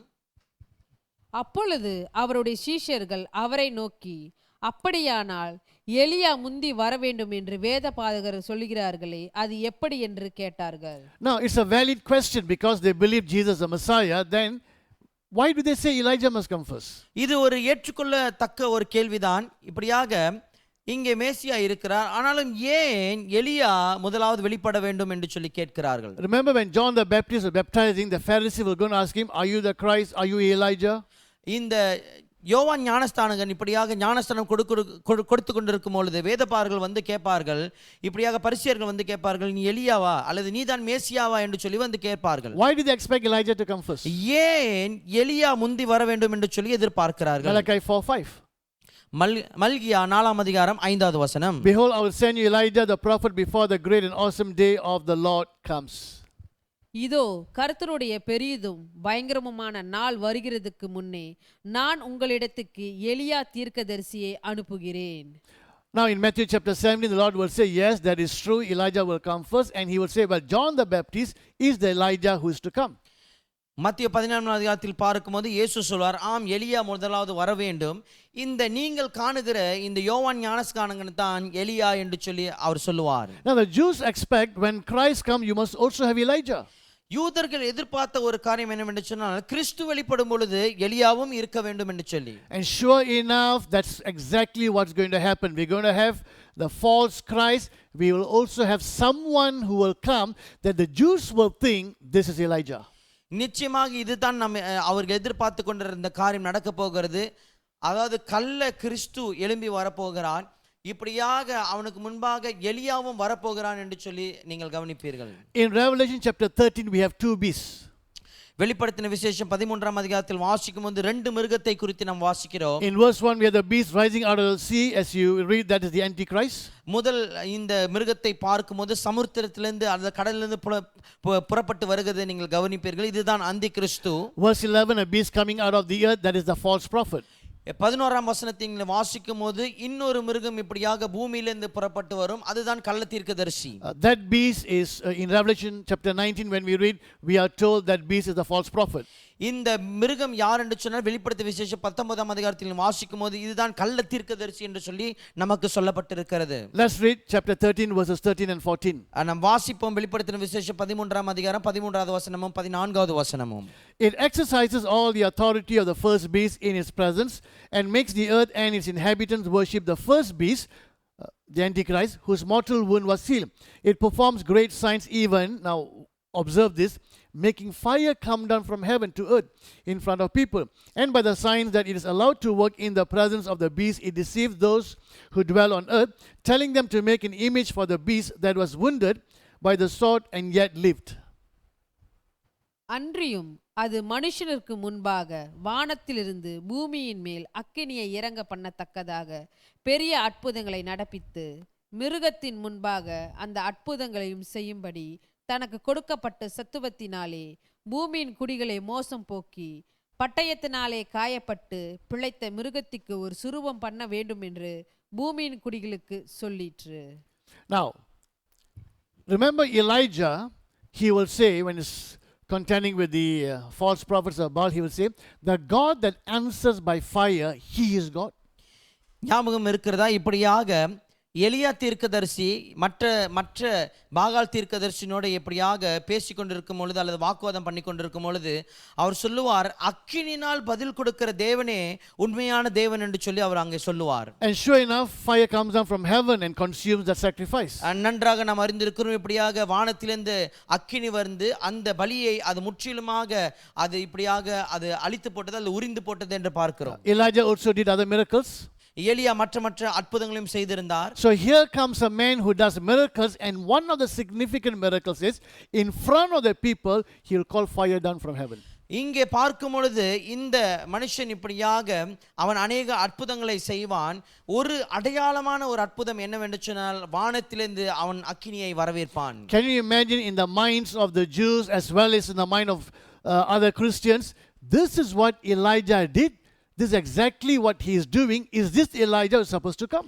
உங்களால் யோசித்து பார்க்க முடியாதா? அல்லது இந்த யூதர்களும் சரி அல்லது அநேக கிறிஸ்தவர்களும் சரி இப்படியாக இந்த அக்கினியிலிருந்து ஒரு மனுஷன் வானத்திலிருந்து கொண்டு வரும் பொழுது இதுதான் சொல்லப்பட்ட அந்த வரவேண்டிய எலியாவோ என்று எண்ணிக்கொள்வார்களா என்று சொல்லி Elijah said, the God who answers by fire, he is God. எலியா சொல்லியிருந்தார், அக்கினால் பதில் கொடுக்கிற தேவனே தேவன் என்று சொல்லி. And here this man does the same thing. இங்கே பார்க்கும்போது இந்த மனுஷன் அதே காரியத்தை செய்கிறான். So Jews and even Christians could refer to the Bible and say, Elijah said, the God who answers by fire, he is God, and this man has done it. He must be the Elijah that we have been waiting, expecting to come. யூதர்களும் சரி கிறிஸ்தவர்களும் சரி வேதத்தை பார்த்து இந்த காரியத்தை சொல்லுவார்கள். அதாவது எலியா சொல்லியிருந்தார், அக்கினியினாலே பதில் கொடுக்கிற தேவனே தேவனாய் இருக்கிறார் என்று சொல்லி இந்த மனுஷன் அவன் கூப்பிட்டு அக்கினி வந்திருக்கிறதே ஆகினாலே இவன்தான் அந்த எலியாவோ என்று சொல்லி அவர்கள் எண்ணிக்கொள்வார்கள். So you have Elijah, who else must come? Christ. இப்பொழுது எலியா வந்து விட்டான் என்று சொன்னால் அடுத்தது யார் வர வேண்டும்? கிறிஸ்து வர வேண்டும். So in the minds of the Jews, yeah, Elijah has come. What is the expectation? Christ will come. And it's in fact, when you read chapter 13, it is a false prophet who will make the image in honor of the first beast. நீங்க இங்க கவனிக்கும் பொழுது இந்த 13ஆம் அதிகாரத்தில் வாசிக்கும்போது இப்படியாக எலியா வந்து விட்ட பின்பு யூதர்கள் எதிர்பார்க்கிற காரியம் என்னவென்று சொன்னால் மேசியா வர வேண்டும். மேசியா வருகிற இந்த காலகட்டத்தில் கள்ள தீர்க்கதரிசி எழும்பி இப்படியாக அந்த முதல் மிருகத்தை கனம் பண்ணும்படியாக ஒரு சொரூபத்தை செய்து அவன் ஆலயத்தில் வைத்து விடுவான் என்று சொல்லி. Now the Antichrist will be an apostate Jews, but among the Jews he will pretend to be one of them. இந்த அந்தி கிறிஸ்துவை பார்க்கும் பொழுது அவன் பின்வாங்கின யூதனாய் இருப்பான். ஆனால் யூதர் மத்தியில் வரும்பொழுது நான் ஒரு யூதன் என்று சொல்லி அவன் காண்பித்துக் கொள்வான். He will confirm a covenant with many, bringing peace. இங்கே பார்க்கும்போது அநேகரோடு சமாதானம் நான் கொண்டு வருகிறேன் என்று சொல்லி ஒரு உடன்படிக்கையின் ஒப்பந்தத்தை செய்து கொள்வான். Suddenly no more wars. திடீரென்று பார்க்கும்போது யுத்தங்களே இல்லாமல் அமர்ந்து விடும். This is what the Messiah will do for the Jews when he comes. There will be no more war. இதுதான் மேசியா யூதர்களுக்கு என்று செய்யக்கூடிய ஒரு காரியம். அவர் வரும்பொழுது இனி யுத்த சத்தம் ஓய்ந்து விடும். Everything seems to fall in line. எல்லா காரியத்தை பார்க்கும்போது இப்படியாக வரிசையில் விடுகிறதை நீங்கள் கவனிப்பீர்கள். And you have this prophet who seems like Elijah, who will confirm, if you like, that this is Christ. அதாவது எலியா போல இந்த எழும்புகிற இந்த தீர்க்கதரிசி அவன் என்ன செய்வான் என்று சொன்னால் அவன் உறுதிப்படுத்துவான், இதுதான் மேசியா, இவர்தான் கிறிஸ்து என்று சொல்லி. He'll probably talk to the Jews, I'm one of you, and in fact he may initiate building of the temple. யூதனிடத்தில் வந்து பேசுவான், நானும் உங்களில் ஒருவராக இருக்கிறேன், வாருங்கள் இந்த ஆலயத்தை கட்டலாம் என்று சொல்லி ஆலயத்தின் கட்டும் பணியை கூட அவன் தொடக்கி விடலாம். At the same time strengthening the enemies. அதே சமயத்தில் எதிரிகளை அவன் பலப்படுத்தி கொண்டும் இருக்கலாம். To the Jews he will show that I'm one of you and I'm favorable to you, I'm your protector and all of that, and the Jews will accept him as the Messiah. யூதர்கள் பார்க்கும்போது நான் உங்களோடு ஒரு பங்காளராக இருக்கிறேன், நான் உங்களுக்கு என்னுடைய இரக்கத்தை நான் காண்பிப்பேன், இப்படியாக எல்லாம் சொல்லி காண்பித்து இதை பார்க்கும் பொழுது யூதர்கள் இவனை ஏற்றுக்கொள்ளலாம். At the same time plotting behind their backs with the enemies. அதே சமயத்தில் இவர்களுக்கு பின்பாக அல்லது முதுகுப்புறமாக இருந்து தன்னுடைய எதிரிகளோடு அவன் திட்டம் தீட்டிக் கொண்டிருக்கலாம். But we have read and studied earlier, suddenly he will break the covenant and begins the final climax of all the tribulation, we have the great tribulation. நீங்க இங்க பார்க்கும்போது நன்றாக நாம் வாசித்திருக்கிறோம். இப்படியாக இடைக்கால கட்டத்திலே அந்த உடன்படிக்கை அவன் உடைத்து விட்டு பின்பு என்ன செய்வான்னு சொன்னான், இந்த உபத்திரத்தினுடைய உச்சகட்டமாகிய மகா உபத்திரத்தை ஜனங்கள் மத்தியிலே அவன் கொண்டு We வருவான். know he will go against the nation of Israel. நாம் நன்றாக அறிந்திருக்கிறோம் இஸ்ரவேல் தேசத்துக்காக அவன் எதிர்த்து போரிடுவான் என்று சொல்லி. And when we read Revelation chapters 12 and 13, he will go against the saints. Who are the saints? When you read, I think the last verse of chapter 12, those who keep the commandments of God and hold to the testimony of Jesus. இங்க 12ஆம் அதிகாரத்தில் 13ஆம் அதிகாரத்தில் வாசிக்கிறோம், இஸ்ரவேலுக்கு மாத்திரமல்ல பரிசுத்தவான்களுக்கு எதிராகவும் அவன் புறப்பட்டு வருவான் என்று சொல்லி. பரிசுத்தவான்கள் யார் என்று சொன்னால் கற்பனைகளை கைக்கொள்ளுகிறவர்களும் இயேசு கிறிஸ்துவினுடைய கட்டளைகளை பின்பற்றுகிறவர்களும் தான் பரிசுத்தவான்கள். He will go against the old covenant people and new covenant people. அவன் என்ன செய்வான் என்று சொன்னால் பழைய உடன்படிக்கைக்கு ஜனங்களுக்கு எதிராகவும் புதிய உடன்படிக்கையின் ஜனங்களுக்கு எதிராகவும் அவன் போரிட்டு யுத்தமிடுவான். He doesn't want the promises given to that nation to be fulfilled, and he doesn't want the people of Christ to be alive. அந்த தேசத்துக்காக கொடுக்கப்பட்டிருக்க தீர்க்க தரிசனம் நிறைவேறிடக் கூடாது என்று சொல்லி அவன் இப்படி செய்வான். அதே சமயத்தில் கிறிஸ்துவர்களுக்கு அல்லது பரிசுத்தவான்களுக்கு எதிராகவும் அவன் இப்படியாக காரியத்தை செய்து வருவான். Okay. Now, in verse 37, he will have no regard for the one desired of women, desired of women. இங்கு 37வது வசனத்தை பார்க்கும்போது ஸ்திரீகளின் சிநேகத்தை விரும்பாதவனாய் இருப்பான் என்று சொல்லி பார்க்கிறோம். Now, what does that mean? இதனுடைய பொருள் என்ன? Now, there are few explanations. இதை குறித்துதான சில விளக்கங்கள் இருக்கிறது.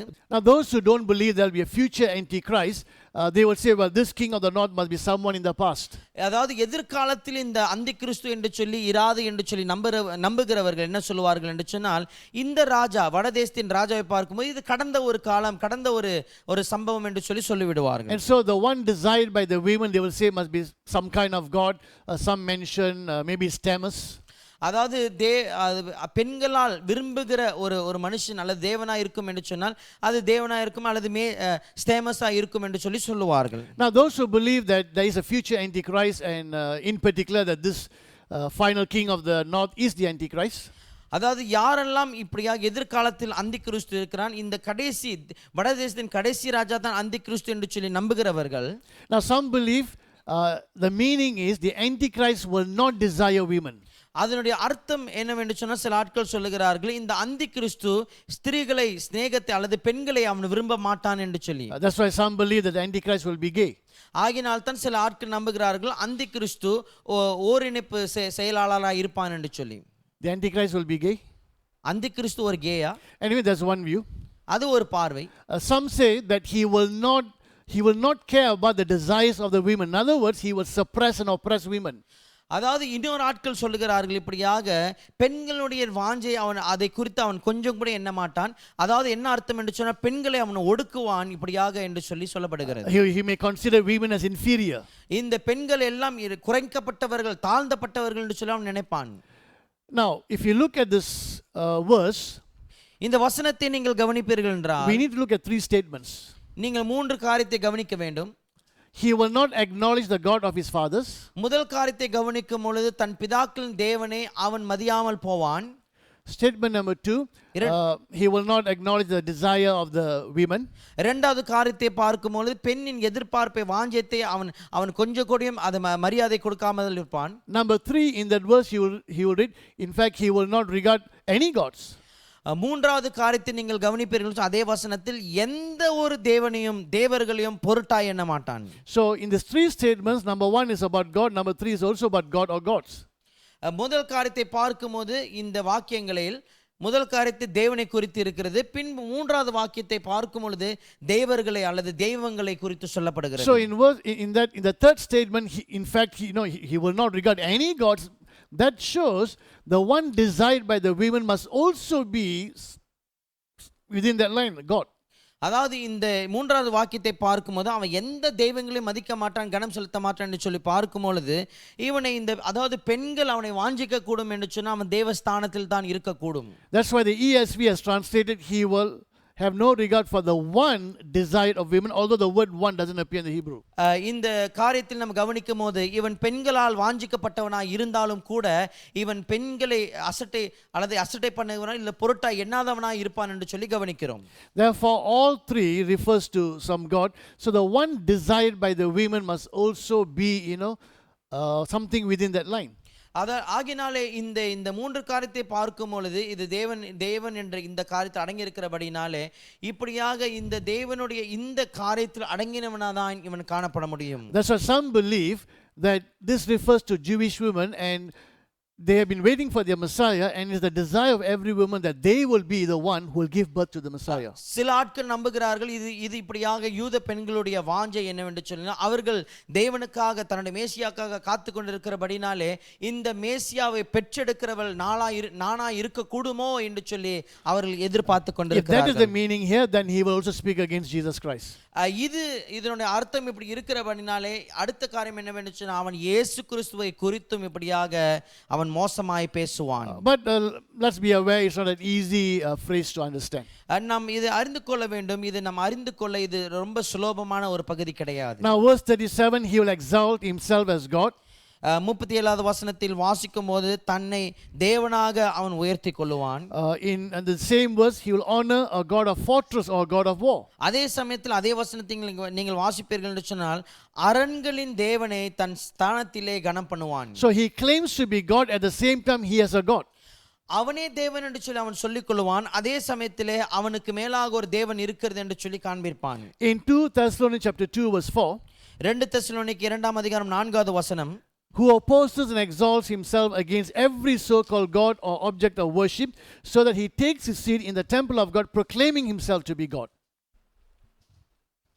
அவன் எதிர்த்து நிற்கிறவனாயும் தேவன் எனப்படுவது எதுவோ ஆராதிக்கப்படுவது எதுவோ அவை எல்லாவற்றிற்கும் மேலாக தன்னை உயர்த்துகிறவனாயும் தேவனுடைய ஆலயத்தில் தேவன் போல் உட்கார்ந்து தன்னைத்தானே தேவன் என்று காண்பிக்கிறவனாயும் இருப்பான். So one, he will proclaim himself God. ஒன்று பார்க்கும்போது அவன் தன்னைத்தானே நான் தேவன் என்று சொல்லி சொல்லிக் கொள்வான். And he has a God, the God of fortress or the God of war. பின்பு அவனுக்கு மேலாக தேவனை வைத்திருக்கிறான், அரண்களின் தேவன் அல்லது யுத்தத்தின் தேவன் என்று சொல்லி பார்க்கிறோம். Who is Antichrist God? இந்த அந்தி கிறிஸ்துவினோட கடவுள் யார்? Revelation 13 verse 4 will tell us. வெளிப்படுத்தின விசேஷம் 13ஆம் அதிகாரம் 4வது வசனம் நமக்கு சொல்லும். And they worship the dragon, for he had given his authority to the beast. And they worship the beast, saying, who is like the beast and who can fight against it? அந்த மிருகத்துக்கு அப்படிப்பட்ட அதிகாரம் கொடுத்த வலு சர்ப்பத்தை வணங்கினார்கள். அல்லாமலும் மிருகத்திற்கு ஒப்பானவர் யார், அதனோடே யுத்தம் பண்ணத்தக்கவன் யார் என்று சொல்லி மிருகத்தையும் வணங்கினார்கள். Now Revelation 13 we discover the beast is the Antichrist. வெளிப்படுத்தின விசேஷம் 13ஆம் அதிகாரத்தில் நாம் கண்டு கொண்டிருக்கிறோம் இந்த மிருகத்தை பார்க்கும்போது அந்தி கிறிஸ்து. Revelation chapter 12 you will discover that the dragon is Satan. வெளிப்படுத்தின விசேஷம் 12ஆம் அதிகாரத்தில் இந்த வலு சர்ப்பம் யார் என்று சொல்லி நீங்கள் கண்டுகொள்வீர்கள் என்று சொன்னால் பிசாசு அல்லது சாத்தானை குறிக்கிறது. In other words, worship me and worship my God. அவன் என்ன சொல்லுவான் என்று சொன்னால் என்னையும் ஆராதி என் தேவனையும் என் கடவுளையும் ஆராதி என்று சொல்லி. You know, Jesus said, I in the Father and the Father is in me. இயேசு சொல்வார் நான் பிதாவுக்குள் இருக்கிறேன் பிதா எனக்குள் இருக்கிறார் என்று சொல்லி.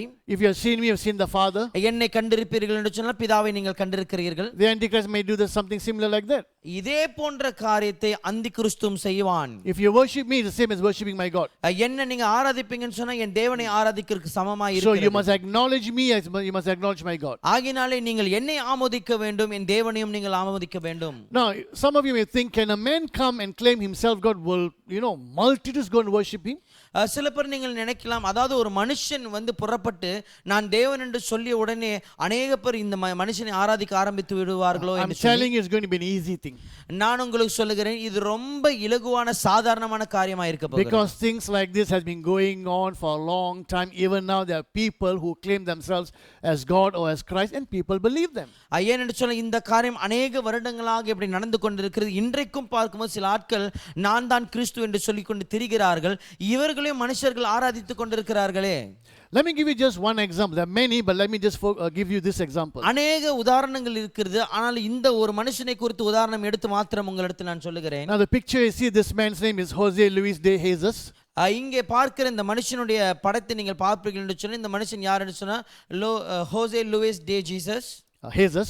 ஹேசஸ் என்று சொன்னார். Now he has died. 2013 he died. 2013 வருஷத்திலே இவன் இறந்து போய்விட்டார். He is a preacher in Miami, Florida, in the United States. America தேசத்தில் மியாமி புளோரிடா என்ற இடத்தில் இவர் ஒரு பிரசங்கியாராக இருந்தார். In 2005, he announced that he was the next face of Jesus Christ on earth and self-proclaimed Jesus Christ man. 2005ஆம் ஆண்டில் இப்படியாக அவன் சொந்தமாகவே அறிக்கை செய்திருந்தால், நான் தான் அடுத்த இயேசு கிறிஸ்து, இந்த உலகத்தில் காணப்படுகிற இயேசு நான் தான் என்று சொல்லி சொந்தமாகவே சுய அறிக்கையை அவர் விட்டிருந்தார். And lots of Christians believed him. அநேக கிறிஸ்தவர்கள் இவரை நம்பினார்கள். Now, sometimes we think, how can people be so silly to believe? But here's a man who claims that he is Christ. A lot of people believed him. நம்ம சில சமயத்தில் நினைக்கலாம், எப்படி இப்படியாக ஆட்கள் சுலபமாக ஒரு ஆள் இயேசுன்னு சொல்லி நம்ப முடியும் என்று சொல்லி. இங்கே ஒரு மனுஷன் இருக்கிறான், இவன் சொல்லுகிறான் நான் இயேசு என்று சொல்லி அநேக பேர் பின்பற்றி வந்து விட்டார்கள். Now, if he can do that, imagine the Antichrist.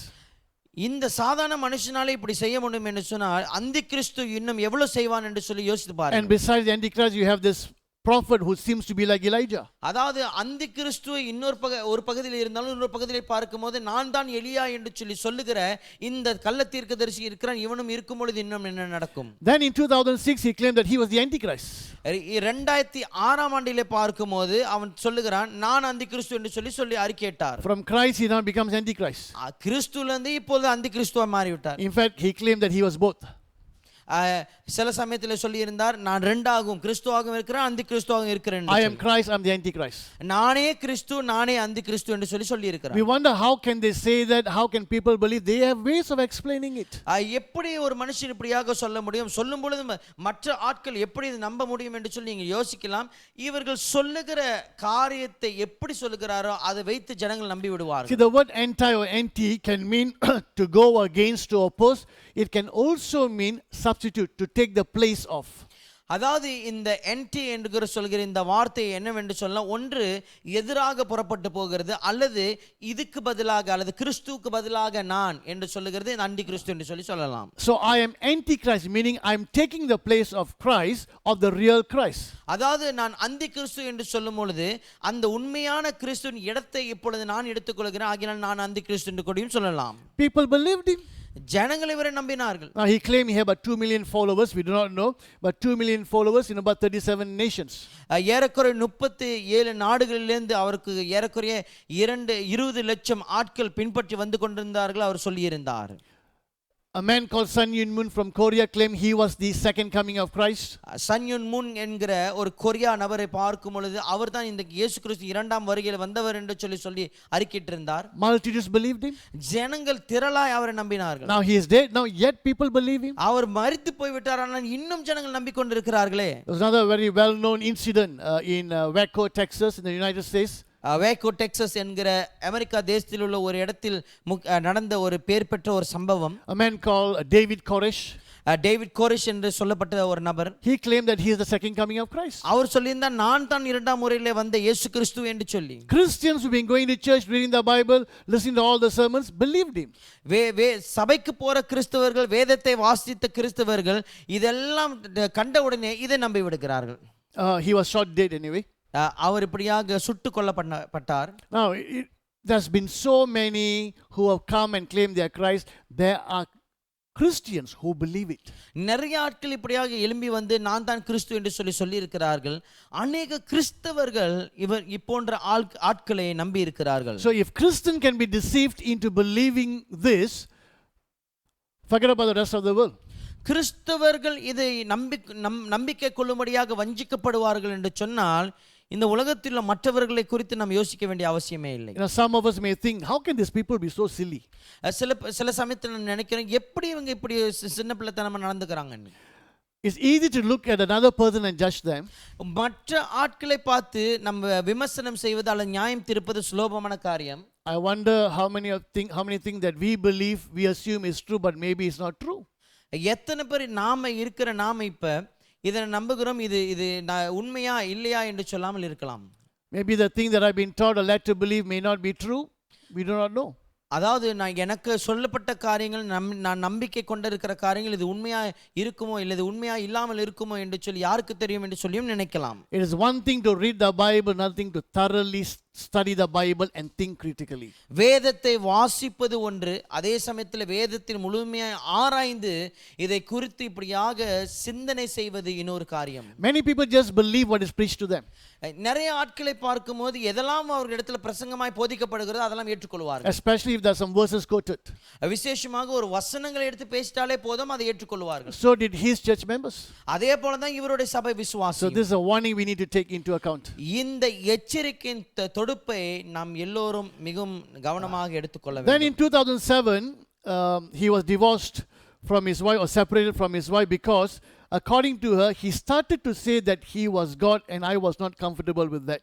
2007 ஆண்டில் பார்க்கும்போது தன்னுடைய மனைவியிடமிருந்து இவர் இப்படியாக விவாகரத்து செய்யப்பட்டார். ஏனென்று சொன்னால் தன் மனைவி சொல்லுகிறார்கள், நான் தேவன் என்று சொல்லி இவர் சொன்னபடினாலே இது எனக்கு ஒற்று போகாத காரியமாக இருந்தது என்று சொல்லி. 2005 he was Christ. 2005 ஆண்டில் இவர் கிறிஸ்துவாய் இருந்தார். 2006 he became the Antichrist. 2006 ஆண்டில் அந்தி கிறிஸ்துவாய் மாறினார். 2007 he became God. 2007 இவர் கடவுளாவே மாறிட்டார். See the evolution. இவனோட வளர்ச்சியை பார்க்க முடியுதா? When he claimed he was God, people accepted him, people believed him. அவர் சொல்லியிருந்தார் நான் தான் தேவன் என்று சொல்லி சொல்லும் பொழுது அநேக ஆட்கள் இவரை ஏற்றுக்கொண்டார். Now there's a group called the Mormons. The Mormons என்று சொல்லி இப்படியாக ஒரு குழுவினர் இருக்கிறார்கள். You may see them around, usually two Americans, and they will wear white shirt and black pants. They're called Mormons. அமெரிக்கர்கள் இப்படியாக வெள்ளை ஆடை அணிந்து பின்பு வெள்ளை கருப்பு ஆடை அணிந்திருந்தார்கள் என்று சொல்லி இவர்களை மோமோன் என்று சொல்லுவார்கள். They believe that you can become God. அவர்கள் நம்புகிறார்கள் நீங்கள் தேவனாய் மாற முடியும் என்று சொல்லி. Their founder Joseph Smith, born in 1805, that's what he taught, and they believe they can become gods. இதை ஆக்கிரமித்தவர் ஜோசப் ஸ்மித் 1805 ஆண்டில் பிறந்திருந்தார். அவர் சொல்லி இருந்தார் இப்படியாக நீங்கள் தேவனாய் மாற முடியும். இதை அவர்கள் நம்பியிருந்தார்கள். Now I spoke to two of this Mormon missionaries, and I asked them, do you believe you can become God? இந்த 2 மோமன் மிஷன் இடத்தில் நான் பேசியிருக்கிறேன். அவர்களை பார்த்து நான் கேட்டிருந்தேன், நீங்கள் தேவனாக ஆக முடியும் என்று சொல்லி நம்புகிறீர்களா என்று சொல்லி. He said yes. அவர்கள் சொல்லியிருந்தார்கள் ஆமார் என்று சொல்லி. Now I applaud his honesty. He didn't try to hide, but openly he said yes, we can become God. They believe it. நிச்சயமா அவங்களோட உண்மைத்துவத்தை நான் பாராட்டுகிறேன். அவங்க இப்போ எந்த பொய்யை சொல்லி மறைக்கவில்லை. ஆனாலும் அவர் உண்மையா சொன்னார், ஆமா நான் கடவுளா இருக்க முடியும் என்று சொல்லி. So you have got thousands, if not millions, of people in this Mormon church who believe man can become God. இப்படியாக கோடிக்கணக்கான ஜனங்கள் இந்த மோமன் திருசபையில் இருக்கிறார்கள். என்ன நம்புகிறார்கள் சொன்னால் நான் கடவுளாக முடியும் என்று சொல்லி நம்புகிறார்கள். And then we've been hearing some kind of preaching and teaching for a long time saying, oh, we are gods. அதே சமயத்தில் அநேக வருடங்களாக இப்படியாக போதனைகளும் பிரசங்களும் கேட்டுக்கொண்டிருக்கோம், நாம் எல்லாம் கடவுள் என்று சொல்லி. Now recently I heard, a preacher telling his members, we are God. சமீபத்தில் நான் கேட்டிருந்தேன், ஒரு பிரசங்கியா தன் விசுவாசிகளிடத்தில் சொல்லிக் கொண்டிருக்கிறார், நாம் எல்லாம் கடவுள் என்று சொல்லி. And he said, turn to the person next to you and say, I am God. This so-called Christian can actually turn to the next person and say, I am God. இந்த சபையில் விசுவாசிகளை பார்த்து சொல்லுகிறார், மற்றவர்களை திரும்பி பார்த்து சொல்லுங்க நான் கடவுள் என்று சொல்லி. இந்த கிறிஸ்துவர்கள் என்று சொல்லி அழைக்கப்பட்ட இந்த நபர்கள் திரும்பி மற்றவர்களிடத்தில் பார்த்து நான் கடவுள் என்று சொல்லி சொல்லிக் கொண்டிருக்கிறார்கள். What utter blasphemy! எப்படிப்பட்ட ஒரு தூஷணத்தை பேசுகிறார்கள். I mean, just because that man says, tell the other person you are God, don't you think? அதாவது அந்த மனுஷன் என்று மற்றவர்களை பார்த்து மற்றவர்களிடத்தில் பார்த்து நான் தேவன் என்று சொல்லு என்று சொன்னால் உங்களால் யோசிக்க முடியாதா? I mean, and the fools actually repeated to another person, I am God. இந்த மூடர்கள் இப்படியாக மற்றவர்களிடத்தில் பார்த்து அந்த சொன்ன வாக்கியத்தை திரும்ப சொல்லுகிறார்கள், நான் கடவுள் என்று சொல்லி. So when the Antichrist comes and says, I am God, they will have no problem. Why? Because they believe man can become God. அந்த கிறிஸ்து வந்து நான் கடவுள் என்று சொல்லும் பொழுது அவளுக்கு எந்த பிரச்சனையும் இருக்காது. ஏன்னு சொன்னால் அவர்கள் நம்புகிறார்கள் நாம் கடவுளாய் மாற முடியும் என்று சொல்லி. First, learn to live as a proper human being before claiming yourself as God. முதல் காரியம் என்னவென்று சொன்னால், நீங்கள் தேவன் என்று சொல்லி உங்களை பார்த்த நான் கடவுள்னு சொல்லி அறிக்கையிட முன்பாக ஒரு சாதாரணமான உண்மையான மனுஷனாய் முதல்ல நம்ம வாழ கற்றுக்கொள்வோம். If you live like Christ, 100% perfect as he did on this earth, then if you want to claim, you can claim. Whether right or wrong, that's secondary. But first live as a proper human being instead of foolishly and blasphemously saying, I am God. இப்படியாக முதலாவது இப்படியாக இயேசு கிறிஸ்துவை போல நம்ம வாழ்ந்து அவருடைய அடிச்சுவடைகள் எல்லாம் பின்பற்றி வாழ்ந்துட்டு பின்பு நீங்கள் நான் கிறிஸ்து என்று சொல்லி நீங்கள் சொல்றதா சொல்லலாம். ஆனாலும் முதலாவது ஒரு சாதாரணமான மனுஷனாக சரியாக வாழ வேண்டும். இதை வைத்து நாம் தூசணம் பேச வேண்டாம். Do you understand? Do you see the stage is being set in the churches itself for them to accept the Antichrist. So not only the Jews are going to be deceived, many Christians are also going to be deceived. சபையிலே பார்க்கும்போது இப்படியாக அவர்களுக்கு இந்த இந்த காரியங்கள் இடம் கொடுக்கப்பட்டு விட்டது. ஆகினாலே யூதர்கள் மாத்திரமல்ல உலகமெங்கிலும் கிறிஸ்தவர்களும் இப்படியாக சுலோபமாகவே வஞ்சிக்கப்பட போகிறார்கள். Now, according to his followers, there was to have been a transformation day in which members would have supposedly been able to walk through walls and go through fire and not get burned. This because they would have been fully enlightened and living with an immortal body. அவரை பின்பற்ற வந்த ஜனங்கள் இப்படியாக சொல்லுகிறார்கள், இப்படியாக முழுமையாக மாற்றம் அடைய வேண்டும், ஒரு டிரான்ஸ்ஃபர்மேஷன் வந்திருக்க வேண்டும் என்று சொன்னால், வந்திருந்தால் அவர்கள் என்ன செய்ய முடியும்? ஒரு செவரை இப்படியாக அவர்கள் செவரை கடந்து நடந்து போக முடியும், அல்லது ஒரு அக்கினியிலே அவர்கள் கடந்து போக முடியும். ஏனென்று சொன்னால் முற்றிலுமாக அவர்கள் இந்த அழிவில்லாத சரீரத்தை பெற்றுக்கொண்டபடினாலே They believe they will become immortal, they will not die. அவர்கள் நம்புகிறார்கள் இப்படியாக அழிவில்லாத சரீரத்தை பெற்றுக்கொள்வார்கள், நான் இனி சாக மாட்டேன் என்று சொல்லி. People don't think, they believe. ஜனங்கள் இதை குறித்து கொஞ்சம் கூட யோசிக்கவில்லை, உடனே நம்பிவிட்டார்கள். But he didn't become immortal, he died. அவன் இப்படியாக மரிக்காதவனாய் இல்லை, மரித்து போய்விட்டான். Can you see how easy it is to deceive people by that one man at the pulpit? ஒரு மனுஷன் இப்படியாக பீடத்தில் நின்று எப்படியாக அநேக பேரை வஞ்சிக்க சுலபமாய் வஞ்சிக்க முடியும் என்று சொல்லி கவனிக்கிறீர்கள். Now this was a marching and Jesus Christus Hambre, something like that. That means Jesus Christ man. That's him. Look at the marching, believing he's God. இப்படியாக ஆட்கள் புறப்பட்டு இப்படியாக மார்ச்சிங்ல வந்து கொண்டிருக்கிறார். நீங்கள் இந்த படத்தை வாசிப்பீர்கள் சொன்னால் இயேசு கிறிஸ்து மனிதன் என்று சொல்லி அந்த மனுஷனுடைய படத்தை வைத்து இவர்கள் இப்படியாக ஊர்வலம் வருகிறதை கவனிக்கிறீர்கள். The other picture is one of his church members. You can see his picture, if you like, is being tattooed, and you have 666. இன்னொரு இந்த பெண்ணுடைய படத்தை பார்ப்பீர்கள், புகைப்படத்தை. இந்த பெண் வந்து அவருடைய சபை விசுவாசியாக இருக்கிறார்கள். இங்கே அந்த அந்த அந்த போதகரின் முகத்தை வைத்து டேட்டு குத்தி பின்பு 6 எண்கள் அங்கு குத்தி இருக்கிறதும் கவனிப்பீர்கள். Right now, he will attack strong nations with the help of a foreign god, that is Satan, and make his supporters rule over lands, and he will build a kingdom. அந்நிய தேவன் சாத்தானுடைய உதவினால் வலுவான தேசங்களை தாக்கி அவனுடைய ஆதரவாளர்களை தேசத்தை அரசாள செய்வான். That's verse 38. அது 38வது வசனத்தில் நாம் பார்க்கிறோம். Verse 40, the king of the south, which is Egypt, will oppose him, and in response the Antichrist will go against him, and in the process invade many nations. 40வது வசனத்தில் நீங்கள் கவனிப்பீர்கள் என்று சொன்னால், தென் திசை ராஜா அல்லது எகிப்து அவனை எதிர்ப்பான், அதற்கு அந்திகிறிஸ்து அவனுக்கு எதிராக வருவான், அதன் மூலமாய் அநேக தேசங்களை படையெடுத்து கைப்பற்றுவான். In verse 41, he will invade the beautiful land which is Israel and extend his power over many countries. 41வது வசனத்தை நீங்கள் பார்க்கும்போது இந்த இந்த அலங்காரமான தேசம் அல்லது சிங்காரமான தேசம் இஸ்ரவேலையும் அவன் கைப்பற்றி விடுவான் என்று சொல்லி நீங்கள் கவனிப்பீர்கள். Now Ezekiel 20 verse 6. எசேக்கியேல் 20ஆம் அதிகாரம் 6வது வசனம். Okay, you read there, Israel is called a beautiful land. இங்கே நீங்கள் வாசிப்பீர்கள், இஸ்ரவேலை பார்க்கும்போது சிங்காரமான தேசம் என்று சொல்லி அழைக்கப்படும். In fact, few other verses, Ezekiel 20 verse 6, we've seen that verse 15, Jeremiah 3:19, Malachi 3:12, Daniel 11:41, Daniel 8:9. All of these verses shows that Israel is referred to as the beautiful land. மற்ற வசனங்களும் நீங்கள் கவனிக்கலாம். இப்படியாக எசேக்கியேல் 20ஆம் அதிகாரம் 6வது வசனம், 15வது வசனம், எரேமியா 3:19, மல்கியா 3:12, தானியேல் 11:41, தானியேல் 8:9 இந்த வசனங்களை நீங்கள் வாசிப்பீர்கள் என்று சொன்னால் இஸ்ரவேலை பார்க்கும் பொழுது சிங்கார தேசம் என்று சொல்லி அழைக்கப்படுகிறது. Now the picture that you see, this is the Jordan River which I took personally. இந்த படத்தை நீங்கள் பார்ப்பீர்கள் என்று சொன்னால் யோர்தான் நதியை குறிக்கிறது. இது நானே போயிட்டு எடுத்த ஒரு புகைப்படம். You can see how beautiful. எவ்வளவு அழகா இருக்கிறது என்று சொல்லி உங்களால் பார்க்க முடியும். So the beautiful land is Israel. ஆகினால இஸ்ரவேல் அவ்வளவு அழகான ஒரு தேசமாய் காணப்படும். Verse 41, he will not be able to conquer Jordan, because if you read Edom, Moab, Ammon, this is modern Jordan today. நீங்கள் இங்கே 41வது வசனத்தை கவனிப்பீர்கள் என்று சொன்னால் யோதானை மற்றும் அவனால் கைப்பற்ற முடியாது. இந்த ஈதோம் இன்றைக்கு பார்க்கும்போது ஈதோம் அம்மோனை பார்க்கும் பொழுது யோர்தானை குறிக்கிறது. In verse 42 and verse 43, he will invade Egypt and plunder their wealth. 42 43 வசனத்தை நீங்கள் வாசிப்பீர்கள் சொன்னால் அவன் எகிப்தை கைப்பற்றி அதன் ஆஸ்திகளை கொள்ளையிடுவான் என்று சொல்லி கவனிப்பீர்கள். Verse 43, he will invade Libya and Nubia, which is probably Sudan. They will submit to him.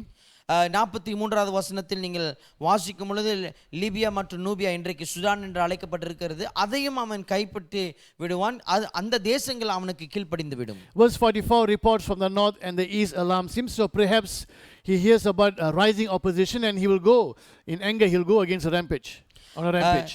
44வது வசனத்தில் நீங்கள் வாசிப்பீர்கள் என்று சொல்லியாக சொல்லப்படுகிறது, ஆனாலும் கிழக்கிலும் வடக்கிலும் இருந்து வரும் செய்திகள் அவனை கலங்க பண்ணும், அவனுக்கு எதிர்ப்பு வருகிறது என்று கேள்விப்பட்டு அவன் மகா உக்கிரத்தோடே புறப்பட்டு போய் யுத்தம் செய்வான் என்று சொல்லி. Verse 45, he stations himself between the Mediterranean Sea and Mount Zion.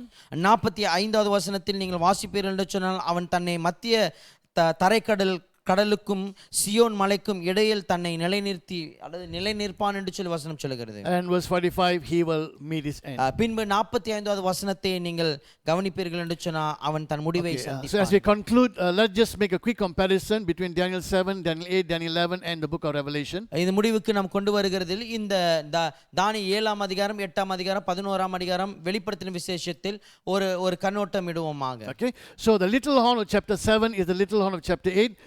The king of the north in chapter 11, he is the beast in Revelation. 7ஆம் அதிகாரத்தில் நாம் பார்க்கிற இந்த சின்ன கொம்பு, 8ஆம் அதிகாரத்திலும் அந்த சின்ன கொம்பை நாம் கவனிக்கிறோம். பின்பு 11ஆம் அதிகாரத்தில் பார்க்கும் பொழுது இதுதான் வடதேசத்தினுடைய ராஜாவா இருக்கிறது. வெளிப்படுத்தின விசேஷத்துக்கு நீங்கள் வருகும் பொழுது மிருகமாய் காணப்படுகிறது. Chapter 7, the little horn will speak against the Most High. 7ஆம் அதிகாரத்தில் பார்க்கும்போது அந்த சின்ன கொம்பானது இப்படியாக உயர்ந்த தேவனை குறித்து எதிராக பேசும், விரோதமாய் பேசும். In chapter 8, he will stand against the prince of princes, which is Jesus Christ. பின்பு 8ஆம் அதிகாரத்தில் நீங்கள் வரும்பொழுது இப்படியாக அந்த அரசனுக்கு எதிராக அல்லது இயேசு கிறிஸ்து எதிராக நீங்கள் பேசுகிறதை கவனிப்பீர்கள். In chapter 11, he speaks against the God of gods. பின்பு 11ஆம் அதிகாரத்தில் பார்க்கும்போது தேவாதி தேவனை அவன் விரோதமாய் பேசுவான் என்று சொல்லி கவனிக்கிறோம். In Revelation, he speaks against, he utters blasphemies against God. வெளிப்படுத்தின விசேஷத்தில் பார்க்கும்போது தேவனுக்கு எதிராக தூஷணம் பேசுவான் என்று சொல்லி நாம் கவனிக்கிறோம். So you find it's the same person we are reading about.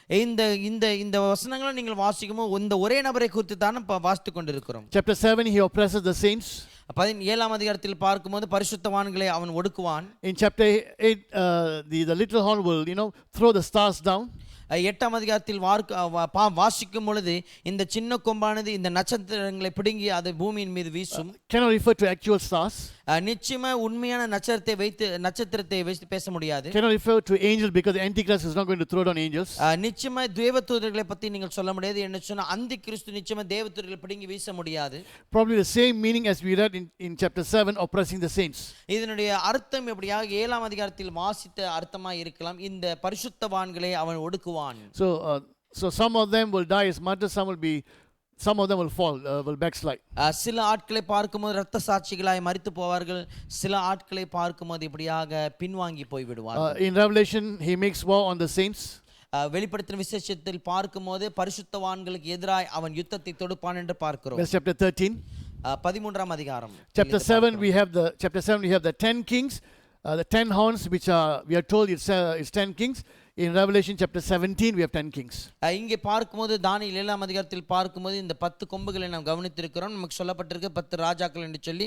பின்பு வெளிப்படுத்தின விசேஷம் 13ஆம் அதிகாரத்தில் நீங்கள் வரும்போது இங்கே 10 ராஜாக்களை நாம் கவனிக்கிறோம். Daniel chapter 7, 3.5 years you will oppress the saints, in verse 25. Also Revelation 13 verse 5, if I'm not mistaken, 42 months, which is 3.5 years. நீங்க தானியேல் 7ஆம் அதிகாரத்தில் 25வது வசனத்தில் கவனிப்பீர்கள் சொன்ன பரிசுத்தவான்களை 3.5 வருஷ காலமாக அவன் மிக மகா உபத்திரவம் படுத்துவான் ஒடுக்குவான் என்று சொல்லி. பின்பு வெளிப்படுத்தின விசேஷம் 13ஆம் அதிகாரத்தில் நீங்கள் வாசிக்கும் போது இங்கேயும் 3.5 வருஷம் பரிசுத்தவான்களை ஒடுக்குவான் என்று சொல்லி கவனிப்பீர்கள். Okay, then you see chapter 7, judgment is given to the little horn. In chapter 8, will be broken, but not by human hand. That means supernaturally. In chapter 11, he'll come to his end. In the book of Revelation chapter 19, defeated by Christ. இங்க 7ஆம் அதிகாரத்தில் நாம் வாசிக்கும் போது இப்படியாக அவனை நியாய தீர்ப்பு வழங்கப்படும் என்று சொல்லி. பின்பு 8ஆம் அதிகாரத்தில் வாசிக்கும் பொழுது இந்த கொம்பானது மனுஷனுடைய கையில் அல்ல, ஆனாலும் வேறொரு கை வந்து இந்த கொம்பை உடைக்கும் என்று சொல்லி. நிச்சயமா அது தேவனுடைய கையா இருக்கும். பின்பு 11ஆம் அதிகாரத்துக்கு நீங்க வரும்பொழுது இப்படியாக அவனோட முடிவு வந்துவிடும் என்று சொல்லி நாம் கவனிக்கிறோம். வெளிப்படுத்தின விசேஷத்தில் பார்க்கும் பொழுது கிறிஸ்துவானவர் அந்தி கிறிஸ்துவை தோக்கடிப்பார் என்று சொல்லி. Right. Now we will conclude here but we will still look at a bit more on the little horn in the next session. இங்கே நாம் இப்பொழுது முடிவுக்கு கொண்டு வர போகிறோம். ஆனாலும் அடுத்த பகுதியில் நாம் வரும்பொழுது நிச்சயமா இந்த சின்ன கொம்பை பற்றி இன்னும் கொஞ்சம் கவனிக்க போகிறோம். We probably have 2 more sessions before we conclude with the series of teachings. இந்த பாடத்தினுடைய இந்த பகுதியை பார்க்கும்போது இன்னும் 2 பகுதியாய் சேர்ந்து நம்ம ஒரு முடிவுக்கு கொண்டு வந்து விடுவோம். God bless you. See you at the next lesson. கர்த்தர் உங்களை ஆசீர்வதிப்பாராக. அடுத்த பாடத்தில் உங்களை நாம் மீண்டும் சந்திப்போமாக.